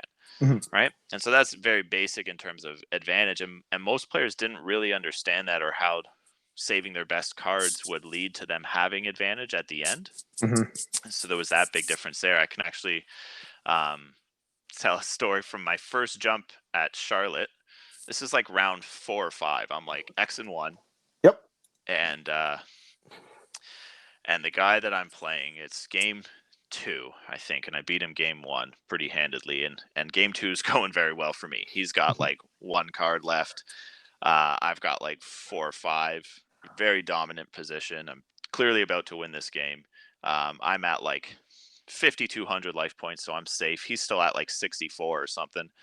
And his friend comes over and is like, "Hey, I just won." And he's like, "Oh, that's cool." And he's like, "So, who's winning this game?" And my opponent looks at the life points and goes, "I am." And I'm like, I'm sitting there, I'm like, "Pardon?" Like, you're very clearly not. Like, not only are you down a Yeah. game, but you're about to lose this one. And but that's what he thought, right? Was just Yeah. that like he didn't think past what was immediately in front of him, and that was a big difference in terms of that kind of skill gap. And so if that's still the case, and I don't really know the average player right now, but if that's still the case, I have to imagine it's a bigger gap because it's harder to see how the full line plays out and the Mm-hmm. different ways the lines can go, and what happens if they have a disruption card at some point during your line. How does that, you know what does that fork look like? What does it end up as? Yeah. Right. See, I have a guy who's at my local who's similar that way because he's got Asperger's, but he's got the heart of gold. Like everybody loves him at locals, but he does that too a lot. He comes over and he asks, who's winning right now. So I always answer, well, they've got more life points, but I am in clear, firm control of the game. I have like 10 cards to my name, and he's got 2. So Yeah. he's technically winning in life points, but I'm winning in the on the board right now. If you didn't know, because he doesn't know any better, so like I give him the pass because he's got he's mentally challenged in that way. So like, okay, Yeah. doesn't get it, which I understand. But yeah, like I get that a lot too, and even from some of the other like lower tier players on my local who asked that very same question again. It's like, well, they're winning in life points, but I've got more control here. Like I'm going to squash him hopefully next turn. So like take that for what you want. And then majority of the time I do. So that's just how it happens. But yeah, control definitely is like one way I love playing the game because I love the grind. I love Mm-hmm. playing that kind of grind and like whittling my opponent down because because I also feel like I earn the win as well when I'm able to successfully go back and forth my opponent, but like whittle them down to a point where they can't, they don't like have anything anymore at that point. Yeah, and that's how I always played it and I always approached it from, and this is part of my problem, No. and why I never won, right? So this is why I'm a loser, right? And I say that, and I'm a Toronto sports fan, so I know what losers look like. Oh boy, yeah. Except for the Jays right now are something magic, aren't they? 11 in a row. Beautiful. But my biggest problem as a Yu-Gi-Oh player was I started with, okay, let's not lose. Right? That's how I approach a game. How do I not lose this? And then I'll find a way to win over time. Right? And I think that ultimately cost me. I think it took me too long to realize that I was sticking that way the whole match, that I wasn't eventually saying, okay, I've got an abundance of resources. Let's just throw out this Chaos Sorcerer and attack for 23, right? But I wouldn't do that at a certain point. I'd be like, no, I need to save that for another +1, and I'd be up like +6 or something like that, and then my opponent would like top a Stein and kill me, and it's like I should have hit him for 23, right? Yeah, I But definitely had that same problem. yeah, and I took too long to kind of realize that, and that was one of the issues that I had as a player, right? And then, but I was always, okay, let's not lose. That's why I like goats so much, because when you just flip goats, you can not lose, right? You have turns. You can play you can play a Thousand Eyes. You can disable your opponent's Thousand Eyes so that you're just sitting there and everyone's just drawing and passing for a few turns, and you can rebuild, so you're not losing just from a little bit of early luck that happened right away. So I always liked that approach. Um, and actually, as a quick aside, I'd say that Dale is the exact opposite of me in that regard. He and this is my opinion, but my Yep. opinion is he approaches the game with, how do I win? What's the plan to win this game? He looks at his hand and goes, okay, here's how I win. Whereas I was more of going, how do I not lose? Right? And then trying to find a tactic to gain advantage, and that's how I would win eventually, right? Through a really slow and longer game. Whereas he's more of like the gambits type thing, maybe from chess, where he's looking at, okay, how do I win this game? How do I develop a position that leads to me winning? And ultimately, I think Lazaro ended up being both of us. He took the best from both of us, and that's why he became better than both of us, is that he was able to kind of do both. But yeah, so that's in terms of control, like that's how I always like to play. And even from early days in traditional, it was always Don Zalugs, hand disruption. I played hand disruption like crazy because that's what I wanted to do. So just as a side note, when as you mentioned that, like for people who don't know, I also like I'm a big advocate of Don Zaluga as well. I own 44 Don Zalugas, one signed by you, by the way, one signed by your brother, by the way. Love the card, and I hated it when Dark Worlds got announced. I Yes, hated it so much because now it was so weary to use Don Zaluga at that point, which was the card that helped turn me competent in the game. I'm not gonna say like awesome, but it started made me like open my eyes. Okay, like I completely played it at a whole new level of the game, which turned me from like this little noob into like, okay, now this person's actually can give you like a good game. And Don Zug was the card to do that. So when they released Dark World, which for people who don't know, like Dark Worlds are like they get their effects if they're discarded, but if they're discarded by your opponent, they get an extra effect that's like completely devastating. Yeah. Exactly. So I really hated it when Dark Worlds came out, and I was always being played by games by my friends at locals up. I was like, I could be holding a gold in my hand. Who knows? And like even the Stalos was a thing too. So it wouldn't be like uncommon for people to side in a couple golds or have like some main deck just because. And Graceful Charity was still a card when Dark World existed. So it wouldn't be like purely dead. They could just discard it with Graceful Charity and still keep going. So like I don't know. Did you feel that same way when Dark Worlds came out? I remember the first time I heard about Dark World was like even before it was out, but just someone had mentioned it. And I think we were talking with like I feel like it was like myself, Evan Vargas, and Jason Grabermeyer were talking about the cards. Like maybe they were out in Japan and they were going to be coming out or something.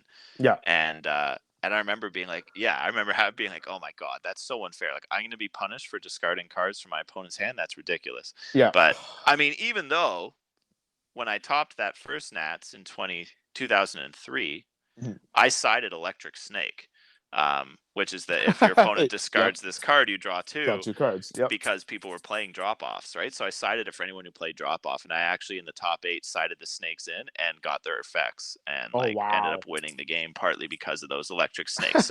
So we've been looking at that kind of cheese. That kind of thing has always been there, but yeah, the Dark World stuff. I mean, I as a Yu-Gi-Oh player always hated decks like that. Mhm. I just in general, you had to go 8-1 to top a tournament for the majority of my playing career. Yeah. And so I always thought, when you had decks like that, that could sometimes just brick and brick way more often than just a standard cookie cutter type deck that everyone was playing. Um, I always thought that they were not really tournament viable. And I think statistics would more or less back me up on that. You'd see maybe one make the top 8, but not very many, right? It Mhm. was mostly the standard stuff. And so I always like we called those decks suicide bombers, because they would basically knock you out. They'd take your first or your second loss, and then you knew that they weren't going to top. Right? Yeah. You're just like, this guy's, he got the nuts against me, but he's not gonna get it. He's gonna brick out and he'll lose. And that was more often than not what happened.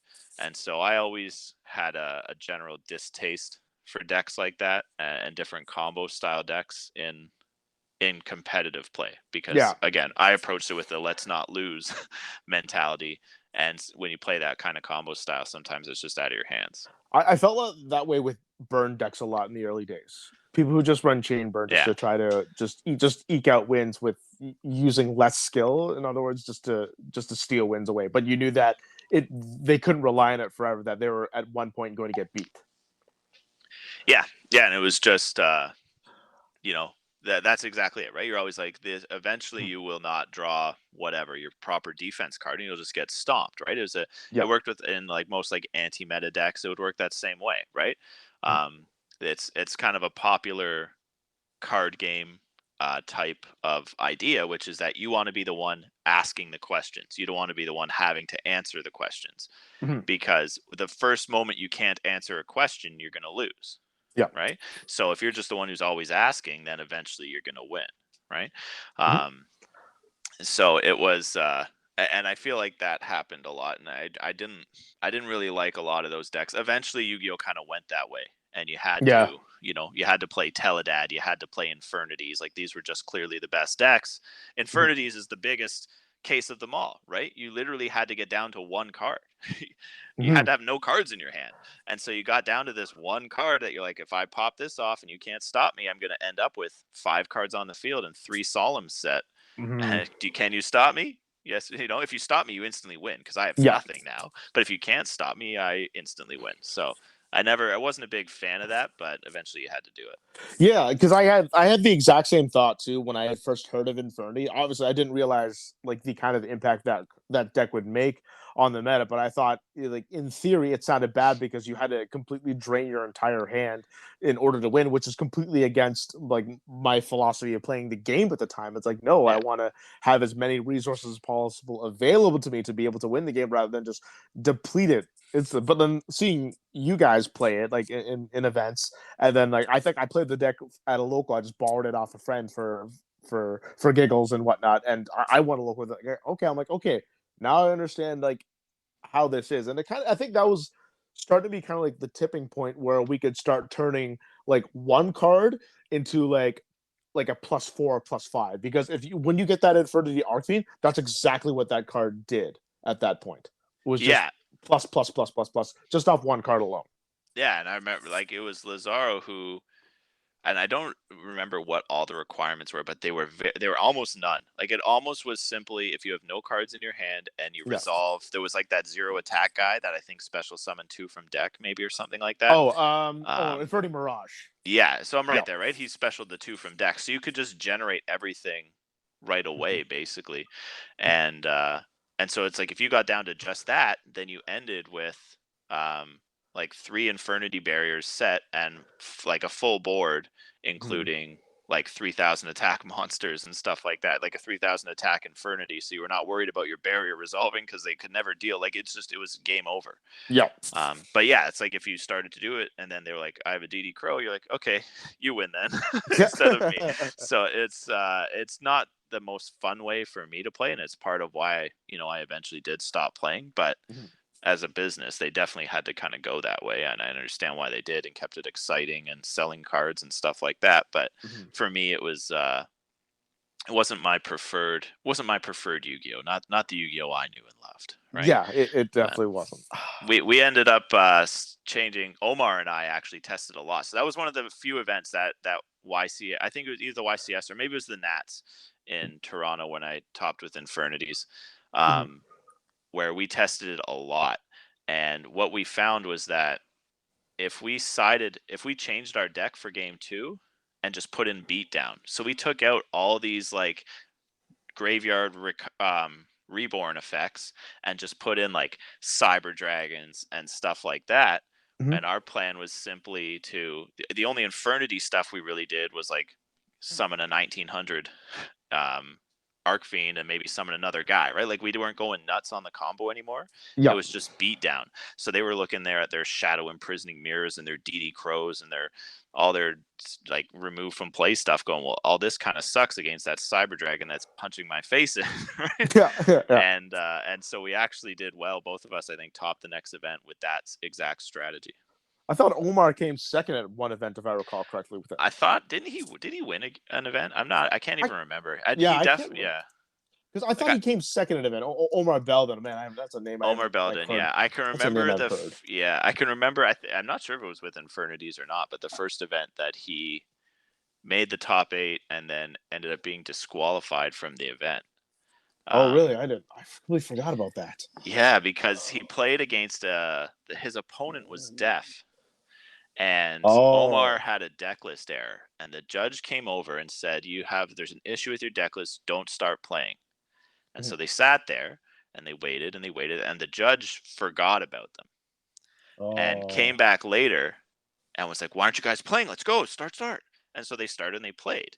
And Omar didn't go, hey, what about my deck list errors or anything I should know about that? He just was like, soft cheated. He pretended, I guess, that he wasn't explicitly told that you have a game loss or anything like that. They told him you have a deck list error, we're going to check something, and then they came back and said, go, start playing. And he didn't inquire about it. So then they played, and as they were in like game 3 or something, the judge came over and was like, what game is it? Like game 3? He's like, how are you in game 3? You have a game loss. And like, what do you mean? And so it became this whole thing, and he actually was banned he was actually DQ'd from the event without prizes. Yeah. And was subsequently banned for I think 2 years. But before his ban went through, there was one event that he was able to play in, and that's the one I guess that he got second in or won it or something. He did very well. But that was that one that we did with the Infernity and the beatdown strategy, I think. Okay, got it. Yeah. Crazy stuff. Oh no, he won Chicago. That's right. Now he did win, right? Yeah. I thought he won. Did win. Yeah, I thought he came second for some reason. I'm thinking of Irvin when I think he ran Calvin's deck. That's who I was thinking of. If you remember, I forget what the deck that was, but I remember Irvin So came second place in the event, but he was using Calvin's, or it was the other way around. It was Calvin running Irvin's deck, I believe. Yeah, I don't remember. Yeah, I'm not totally sure, but I completely forgot that Omar won an event too. Jeez. Yeah, he was very good with Infernities, and we played a lot of Infernities. Like we tested our Infernity decks a lot, and so maybe the one he won, he wasn't doing the beatdown strat, and then when we went to Nats, maybe it was the beatdown strat, I think is what happened.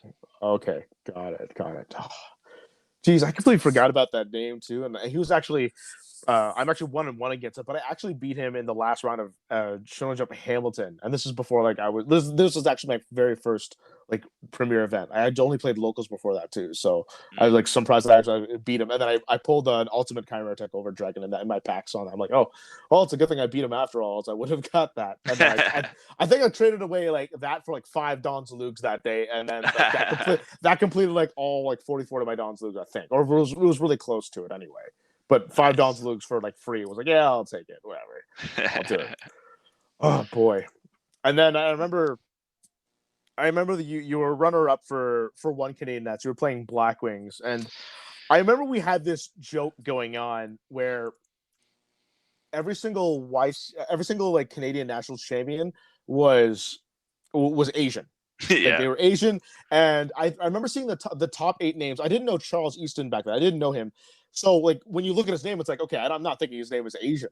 I didn't think it was, but he is. It's like, oh well, there's finally we have a top 8 with no Asians, and then somehow he's able to get you on top, and unfortunately that was like you're supposed to be your tournament because you were just completely steamrolling everybody. I remember that tournament. You were just killing everyone with Black Wings. Yeah, and I had definitely had like a big level up moment there, and I was crushing my reads like because I was just getting with Black Wings. Once you start playing it, Yeah, you kind of you get to get almost free reads in a sense, right? Because you play whatever it was, a field spell or continuous spell that searches for more Black Wings, and when you played a guy, if you resolved it and you got to search for the Blackwing, you knew yeah, right away that their back rows was not like there was so many cards you could rule out. You're like, okay, it's not a yeah, bottomless, it's not a book, it's not a space, it's not a right. There's all these things, like it's none of these things. yeah.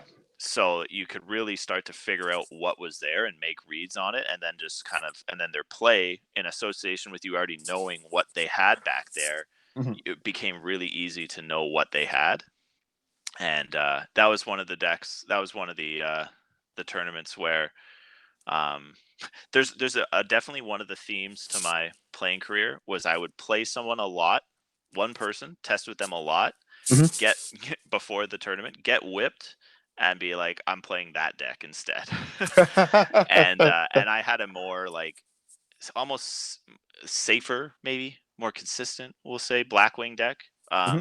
Maybe not more consistent, but just what I felt was safer. You know, it didn't play 3 Icarus attack; it played 2, right? Yeah. Because if you didn't always get to resolve them, and I played Justin DeZazzo, one of the Montreal guys, and he was beating me more than I was beating him.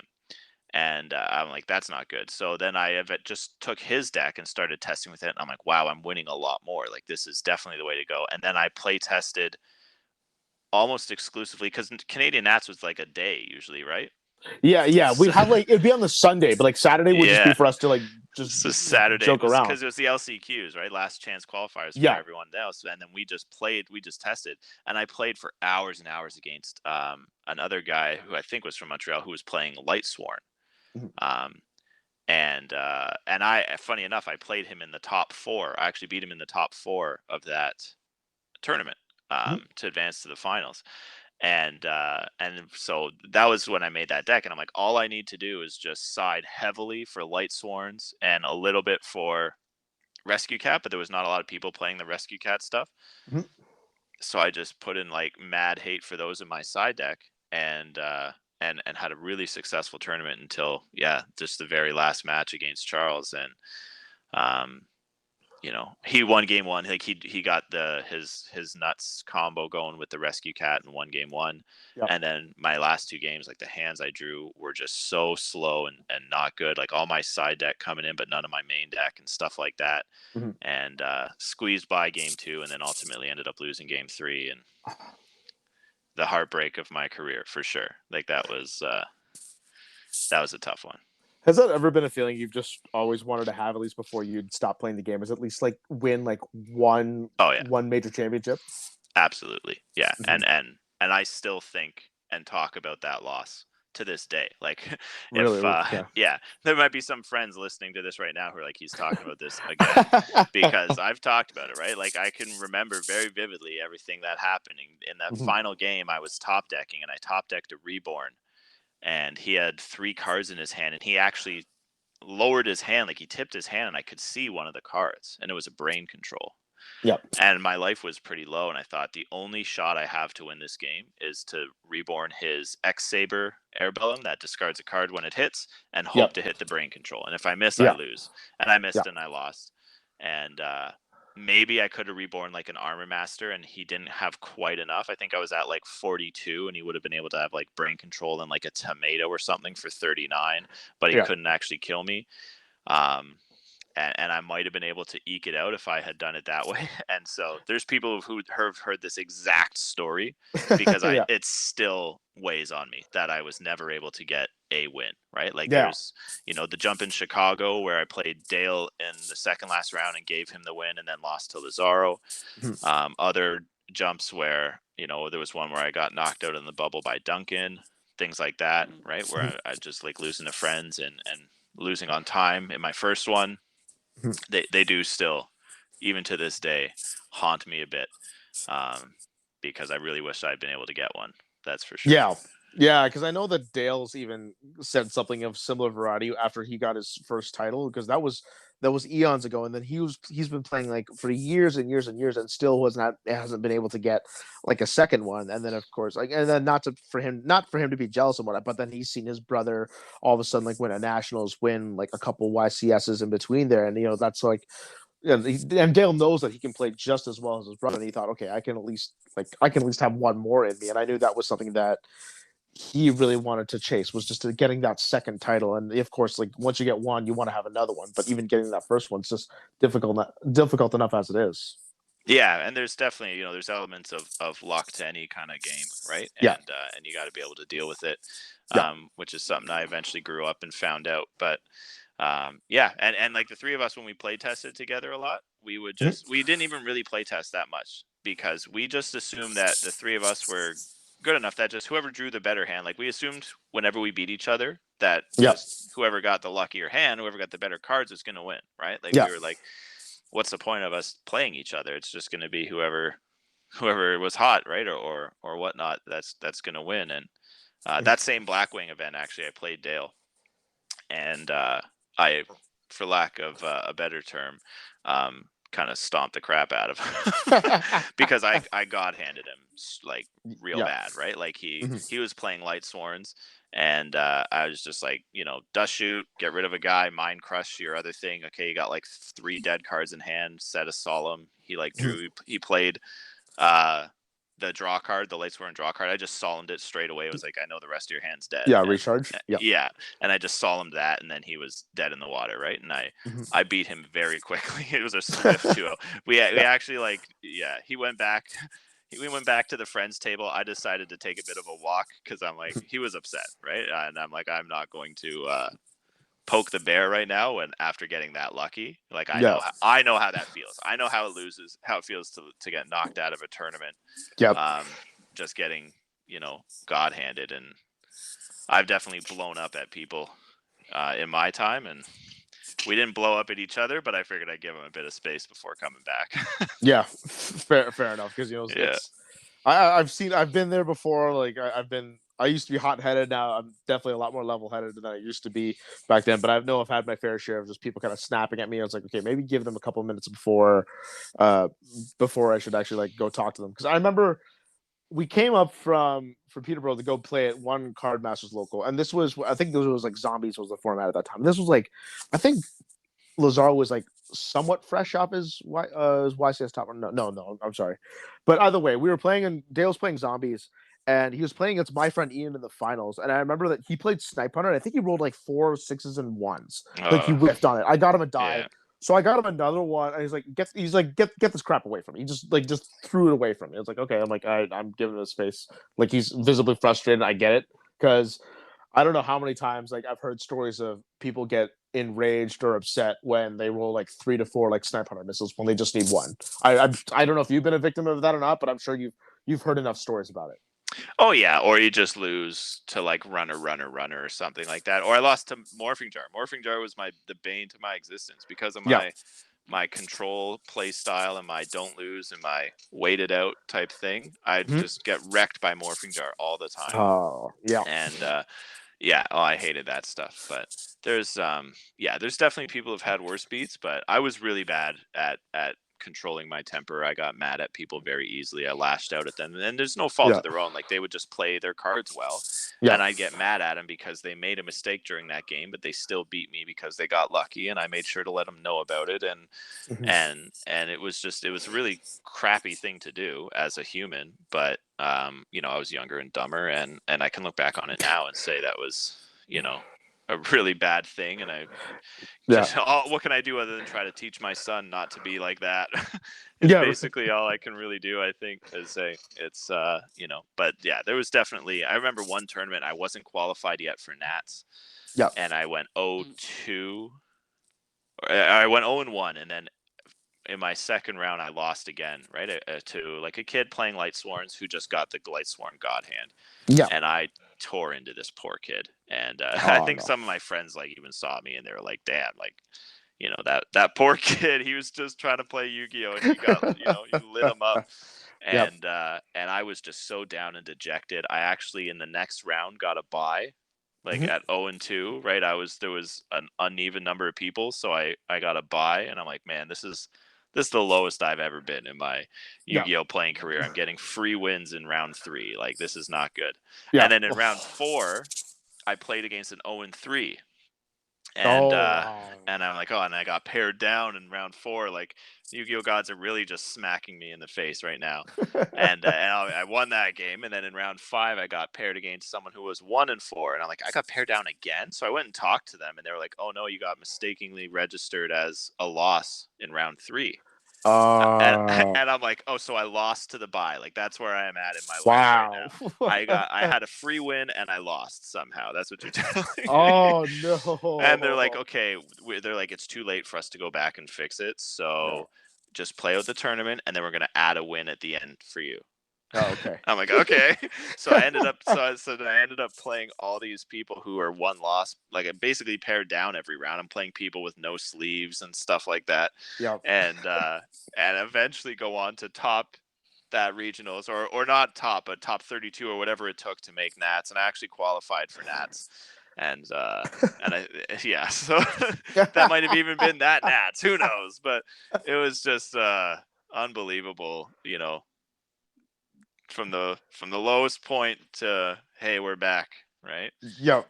But oh geez, but I that's definitely one thing I can look back on and be like, it was, I treated people pretty lousy, that I lost to. I would say I was pretty good with like random fans or whatnot, or people, and talking to them. I didn't play during tournaments. I just never did that.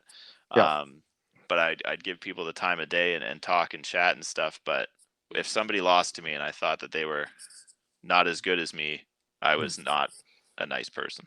Yeah, that seems to be a common thing that a lot of players did. Like I was guilty of it like before, not as much now, but definitely before. I was like, okay, if I lost to somebody I thought it was like clearly inferior to me, I would be visibly upset at myself. I'd be like, oh my god, like I might like shift the blame a little bit, but like hopefully like I've kind of evolved a little bit throughout the years. And like, okay, it's not as bad now. You can kind of breathe a little bit more. Sometimes this stuff happens, and I'm a little bit more level-headed nowadays. But for sure, back when I was like a little bit more younger, thought I was a little bit more invincible, like more of a big shot. It's like, yeah, I don't think this should have happened. So I'm sure we've all had that moment in time where we've been like upset by by an inferior player, and then it just happens. Like, but those things happen all the time. It's a card game because there's an element of luck involved in it.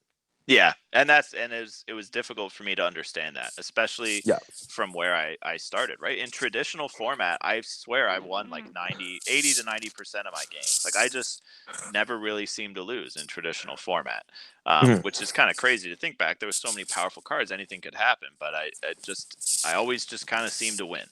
And I guess I just always felt that I should always win, and I got lost. Yeah. I got mad every time. It took playing like Hearthstone to really drive the point home. Like, the best players, the elite players in this game have like a 65% win rate, right? And so that means they lose like 1 out of every 3 games they play. Like, you just in luck-based games, that's what's going to happen, right? So yeah, and that's how I feel sometimes about like Yu-Gi-Oh nowadays, because like majority of the games are dictated by like your opening hand and then maybe the subsequent card that comes after it, and that's about it for the most part. So that's where I feel like luck and deck building are so much more vital than ever. But I mean, it's like poker, you still have, even though the game is like kind of luck based in a sense, but there's still like consistent people like still winning events, and that's kind of like how Yu-Gi-Oh has been throughout the years. Like, even though there's an element of luck, we still see like there's consistency involved in it. Like, even there's still like the great players still making the tops. Maybe not every event, but more often than not. Yeah, that's why when you had guys going on big runs, like I think Adam Korn went on a run for a bunch of events in a row, it Yep. was really impressive, right? Like there's a lot of you get enough good players and you're going to see some in the top, right? And so Yes. we didn't often have loaded top eights with like all 8 players being the best. It was not the best 8 players in the tournament for sure. That's just not what's going to happen in a Yeah, game of exactly luck and that. with pairings. But it took a long time to learn a thing like that, right? And that's just part of what comes with playing a game when you're 15 years old, right?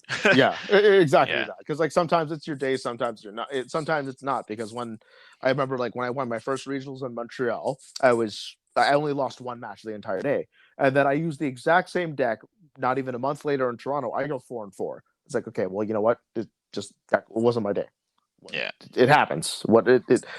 You can go in the same deck and you can still lose the same event and like have a completely different result from like playing the same deck over another day. It happens, and that's just sometimes that's just a lesson that I just had to learn. Like I can think that I make all the right moves in a day, but even then I can still wind up with like a less than satisfactory record, and that's just what happens sometimes. And I just take my losses with a slight grain of salt and say, you know what, this happens. Don't get too upset over it. Sometimes it's just out of your control. Sometimes the match was bad. Sometimes like the luck wasn't in your favor. It happens. I just kind of you got to shrug it off and just keep moving on. Yeah. So as like an outsider looking in on Yu-Gi-Oh right now, admittedly Yeah. I don't really know much about Yu-Gi-Oh right now, but just Mhm. over the years as I've kind of learned about various things, and like you said, it seems to be a lot on like what's your opening hand and maybe a card or two after that, because it's going to dictate basically how the game is played, your opening hand. Yeah. So I think, yeah, there's definitely a lot more that comes into success from prep, from knowing what your lines are, right? What lines can I do if I have these 2 cards? What if I add one more card? How does that change my lines? How Mm-hmm. do these lines change if they have 1 hand trap or 2, right? Or whatever. And just kind of how does all that work out? When is the optimal time to use this hand trap, etc. And and so that's why I was saying earlier that I think that there's probably a higher skill gap, because I think there's so much more you have to be pinpoint accurate on right now, Mm-hmm. to really max out your chances of doing well, right? Mm-hmm. See, I would say that for the first. I wouldn't say that for the first turn because I think right now in current Yu-Gi-Oh, because I know you haven't played a lot. I would say like there's always like there's like an easy little combo tree to get to whatever your best board is. But I always say it's always what your next turn after that. Like what do you do after that is what really counts. Right. Because anyone can do the same move over and over again Hmm. if they get the combo. But it's the next move that goes. And I feel like that's a very valuable skill that a lot of the more legacy players like you and I have learned is being able to play when you get punched in the face in a sense. Like when you get disrupted, it's like how do you play when you get disrupted in the sense? Because I remember playing with there's a special day in Yu-Gi-Oh! We call it Yu-Gi-Oh! Day, where like sometimes you just play with like your own deck, or you play with like structure decks and you'd have structure deck games with each other, like the same one. And I find that some people would always like overextend like crazy, like on the first turn.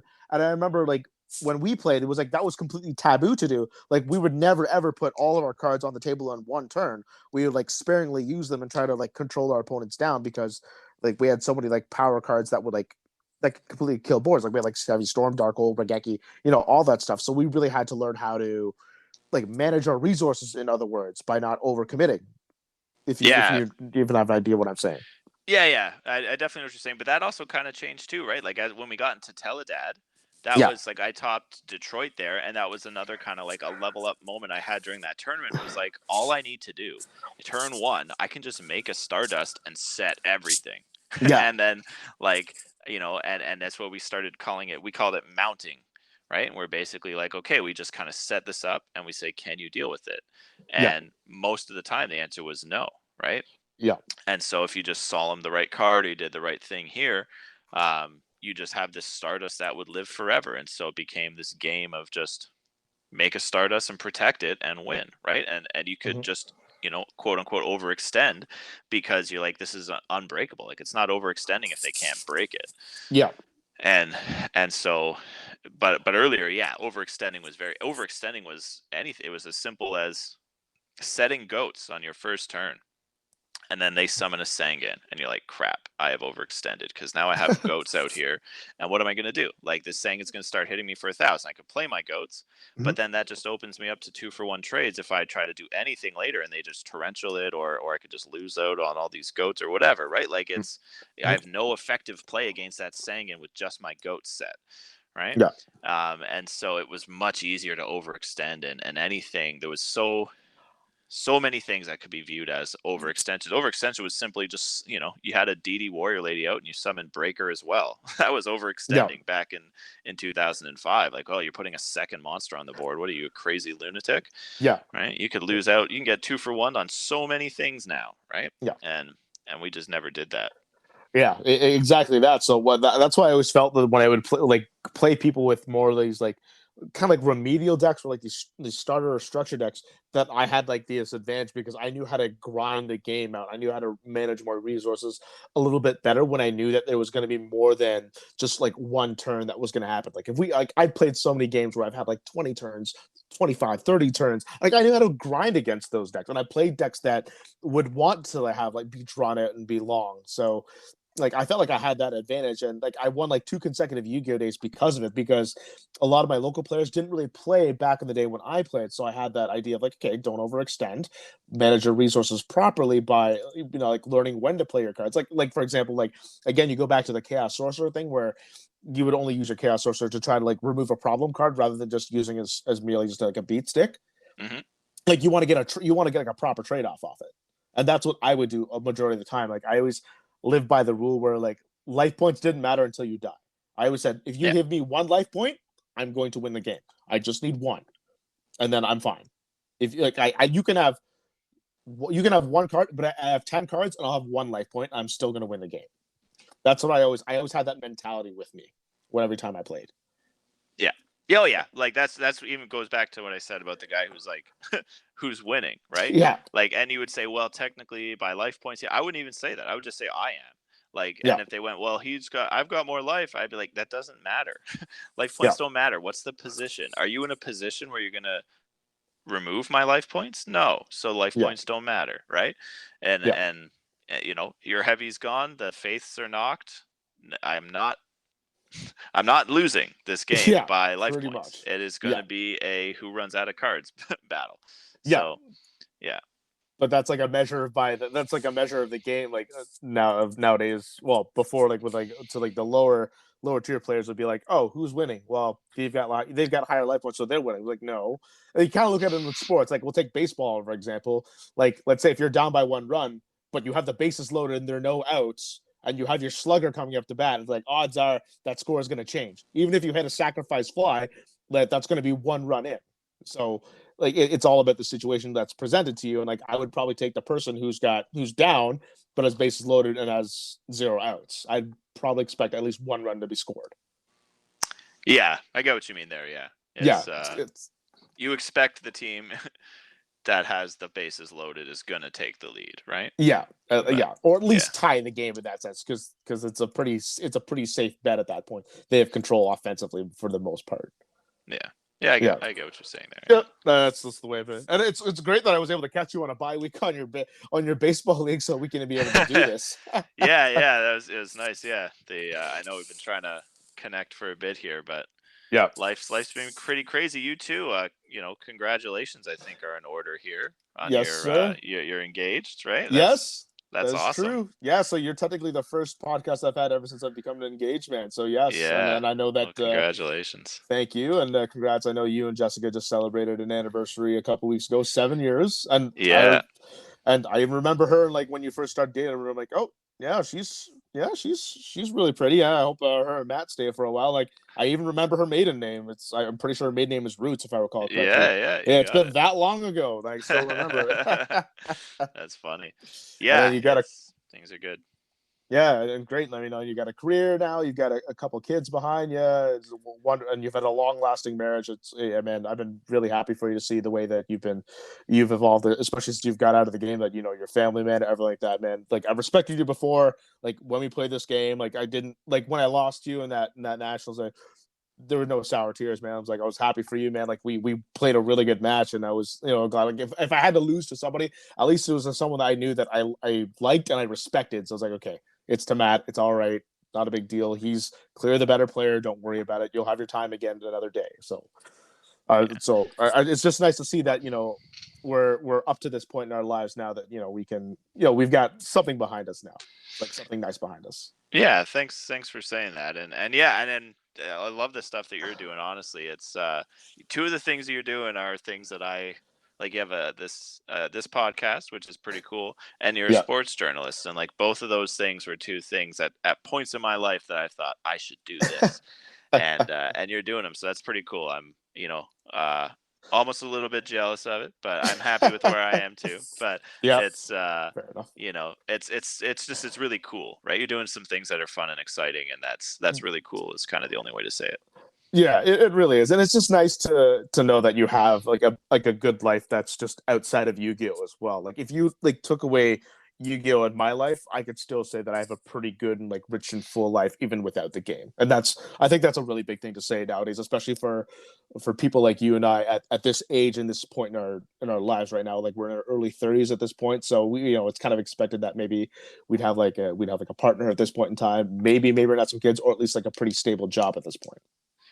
Yeah, and it's you always got those kind of whatever social pressures and stuff, but seems you get a certain age and everyone's getting married or having kids, right? But Yeah, exactly. or buying houses when that was a thing that young people were able to do. But yeah, so I know, and I think back sometimes on things that happened and what would I change, right? What would I change in Yu-Gi-Oh or my life and some of the choices? And I think about like, I should have got into Hearthstone earlier, or I should have done streaming. Yeah. Like I could have converted maybe my Yu-Gi-Oh audience over to that, right? Yeah. And maybe I could have been very successful at it, but I wouldn't change anything from the sense that where I am right now, I wouldn't want to I wouldn't gamble where I am right now. I'm very happy with where life is. And kind of what my new world is, and the family here, because once you have those kids, that's it. Yep, that's all you're doing. I always say, you have no time, money, or energy, but it's the best. Is the only way to describe it. Yeah, and I'm sure I'm gonna kind of feel the sting of that in my near future when it happens. But if and when it happens, I know I can look back and say, yeah, there's gonna be zero regrets on this, and it's gonna be like the happiest moments of my life for sure, if and when it comes time. Yeah. Well, you'll have for sure. You'll have the old ladies pinching your cheeks at the wedding, right? When are we getting a little grandchild? Right? Yeah, you know it. Absolutely. Matt, thank you so much for joining me on the podcast. It's been a long time since we've been able to have like a really good like long conversation, especially since you kind of stepped out of the game for a bit, even though I still kept going. And it was nice to get a little more information on our feature match that's been kind of like clawing at me a little bit, and Steven still to this day I'm like, I still could have said I could have topped this nationals, but this Mr. Matt Peddle just had to get in my way. And of course I'm gonna laugh at it now. Of course had to do it to you. Of course it happens, but oh well. At least I can say I still topped an event, so it's not as bad now. Yeah, it was absolutely my pleasure, Dave. Thank you so much for having me on. This was a lot of fun. Yeah, I'm glad you did, man. The fourth OD member to come on now. Eventually, I'm gonna get Lazaro on too. He'll be number 5 for sure. I gotta eventually. I know there's a crowd that's telling me you gotta get Lazaro on there. If you've done Dale, you have to get Lazaro on. He's not much of a talker though, so I don't know. It might be a 20-minute pod. And I found he's more talkative when he's around people he's a lot more comfortable with. Like when he's within your group, he'll talk a lot more. But if he's talking more like maybe like me, because him and I aren't as close as I'm with Dale, so I feel like he won't maybe like talk to me as much. But who knows? We'll see.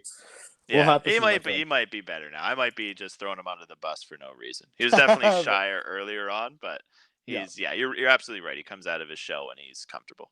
Yeah, definitely that. And I've seen him out of his shell too, because I've seen him like for like God knows how many times I've seen him, just like I've seen you so many times and Dale so many times, just because proximity. You're from the GTA area, I'm from Peterborough, not too far. We go to the same regions and whatnot, so it's bound that we would run into each other at one point and see each other. And when I go to Card Masters as well, so it was always inevitable just to like see you guys like kind of like out of the Yugioh shell and just be like truly genuinely yourselves when I see you at like the locals and stuff. Yeah. Oh, I know we're doing our outros, so it's really bad timing for me to ask this, but one of the things I remembered, and I'm pretty sure this was you, right? Did you have like a wrestling thing with not like your wrestling thing, but did you one time outside of Card Masters challenge BFG? Rest in peace, BFG. Yep. Did you challenge BFG to a wrestling match? I think I remember him like. Oh yes, we did. Getting but like, in a big sweaty headlock. Oh yeah, because right? BFG had no idea. Like, he had no idea like what like the concept of anything of wrestling at all. So we were just like really, it's like joking around outside. Yeah. And like I was trying to put on a show, so I remember him being like near 400 pounds and me at the time being like 150 pounds. I would always like try to make myself try to do something. So I remember I was like trying to body check, like I would do like a flying body check, and I would just like wham right off him. I would like fling off like and hit a the wall. Yeah. You're being all nimbly bimbly trying to put on these moves, and he's just like big bear hug, and he just Jimmy got you. He couldn't get away. And then I remember there was like in front of Card Masters, there was like this kind of like this little stone wall, but there was also like a staircase leading down it. So if I were to I remember I'd climb on top of that to try to, jump, quote unquote, jump off the top rope to jump on a BFG. But if I would like slip and fall, that would be like really bad. Like if I hit those concrete stairs, that would be like hospital worthy at that point. Yeah. I know I had like so many people kind of freaking when I would jump on that, but thankfully I did not fall like in a bad way. But yeah, oh my God, I completely forgot about that up until now. Oh man, yeah, and then, I can remember that just waiting outside of Card Masters doing that stuff, man. Those are the times. Yep. And then I remember there was one more event. It was a back to school event at Card Masters. It was like a boxer or something like that, and it was GB format, by the way. And I remember that I said that if I topped 8 that event, that I would do a backflip outside Card Masters. And I forget, there was some guy who said he was gonna kick me in the middle of the back when I was gonna do in the middle of the backflip. He was getting ready to. I think it's on Dexter Dallas's Facebook still. I think it's on his Facebook still. I'm gonna have to look for that now and just show you if I can find it. Yeah. Either way, but I did the backflip anyway. But then I lost out to Jason Tan in a really tight top 8 match. Like he actually. Like I think I MST'd him and he blind mind crushed a rescue cat out of my hand. I'm like, oh my God, I can't believe you did that. Nice. Jay, he got it. Well, Matt, thank you so much, man, for joining me on the podcast again. Really appreciate it, and especially with the limited amount of time that you have. So that's why we did it. After you're able to put your kids to bed. So, any shout outs you want to give before we go? Oh boy, shout outs. Yeah, I probably should have thought of this stuff before I went, Okay, so it's important to shout out people who will actually listen to the pod right now. I mean, so I'll shout out my wife, of course, because she's amazing. My team, right? So all the teams that I had, whether it was Ignition, Savage, Super Friends, Overdose, like everybody, all my teammates, they were all great. I think the biggest shout out, and all my Super Friends teammates will agree, has to go to my mom. My mom drove us to Chicago, was the first event she took us to, and she literally took her weekends off to drive us, 8-10 hours to a city. She just stayed in like the hotel room or the venue or whatever, and then drove us back. And she spent a weekend every month, it seemed like, doing that, right? And she drove us to all these events while we were still young. Some people, the first time we brought J-Tan, he needed to have a letter from his parents saying he was allowed to go because he was too young. And she was the one who really made this whole dream happen. She's probably the reason why these people are still my friends, right? Why Dale and everything are still my friends and are so close in my life, because she kept us, that group, and really made like our dreams to be able to go to these events and compete. Like, she made that happen. So we're going to give the biggest shout out to my mom for sure. She's the second turn Sangan, which, I won't go into what that means exactly. It's a bit of an inside thing. We always just basically said dropping that Sangan on the second turn after they set goats was always so clutch. Topping that second turn Sangan is clutch. And so Samo said that one time about, your mom's like a second turn Sangan. She's just so clutch. So we'll give the biggest shout out to mom. It was never a bad thing to always see Sangan opening hand going second. It was never a bad thing at all. Yeah. It's probably the best way. All right, my friend. Thank you so much for joining, man. You have yourself a wonderful night. Thanks, Dave. Appreciate it. Have a good one. Bye. Cheers.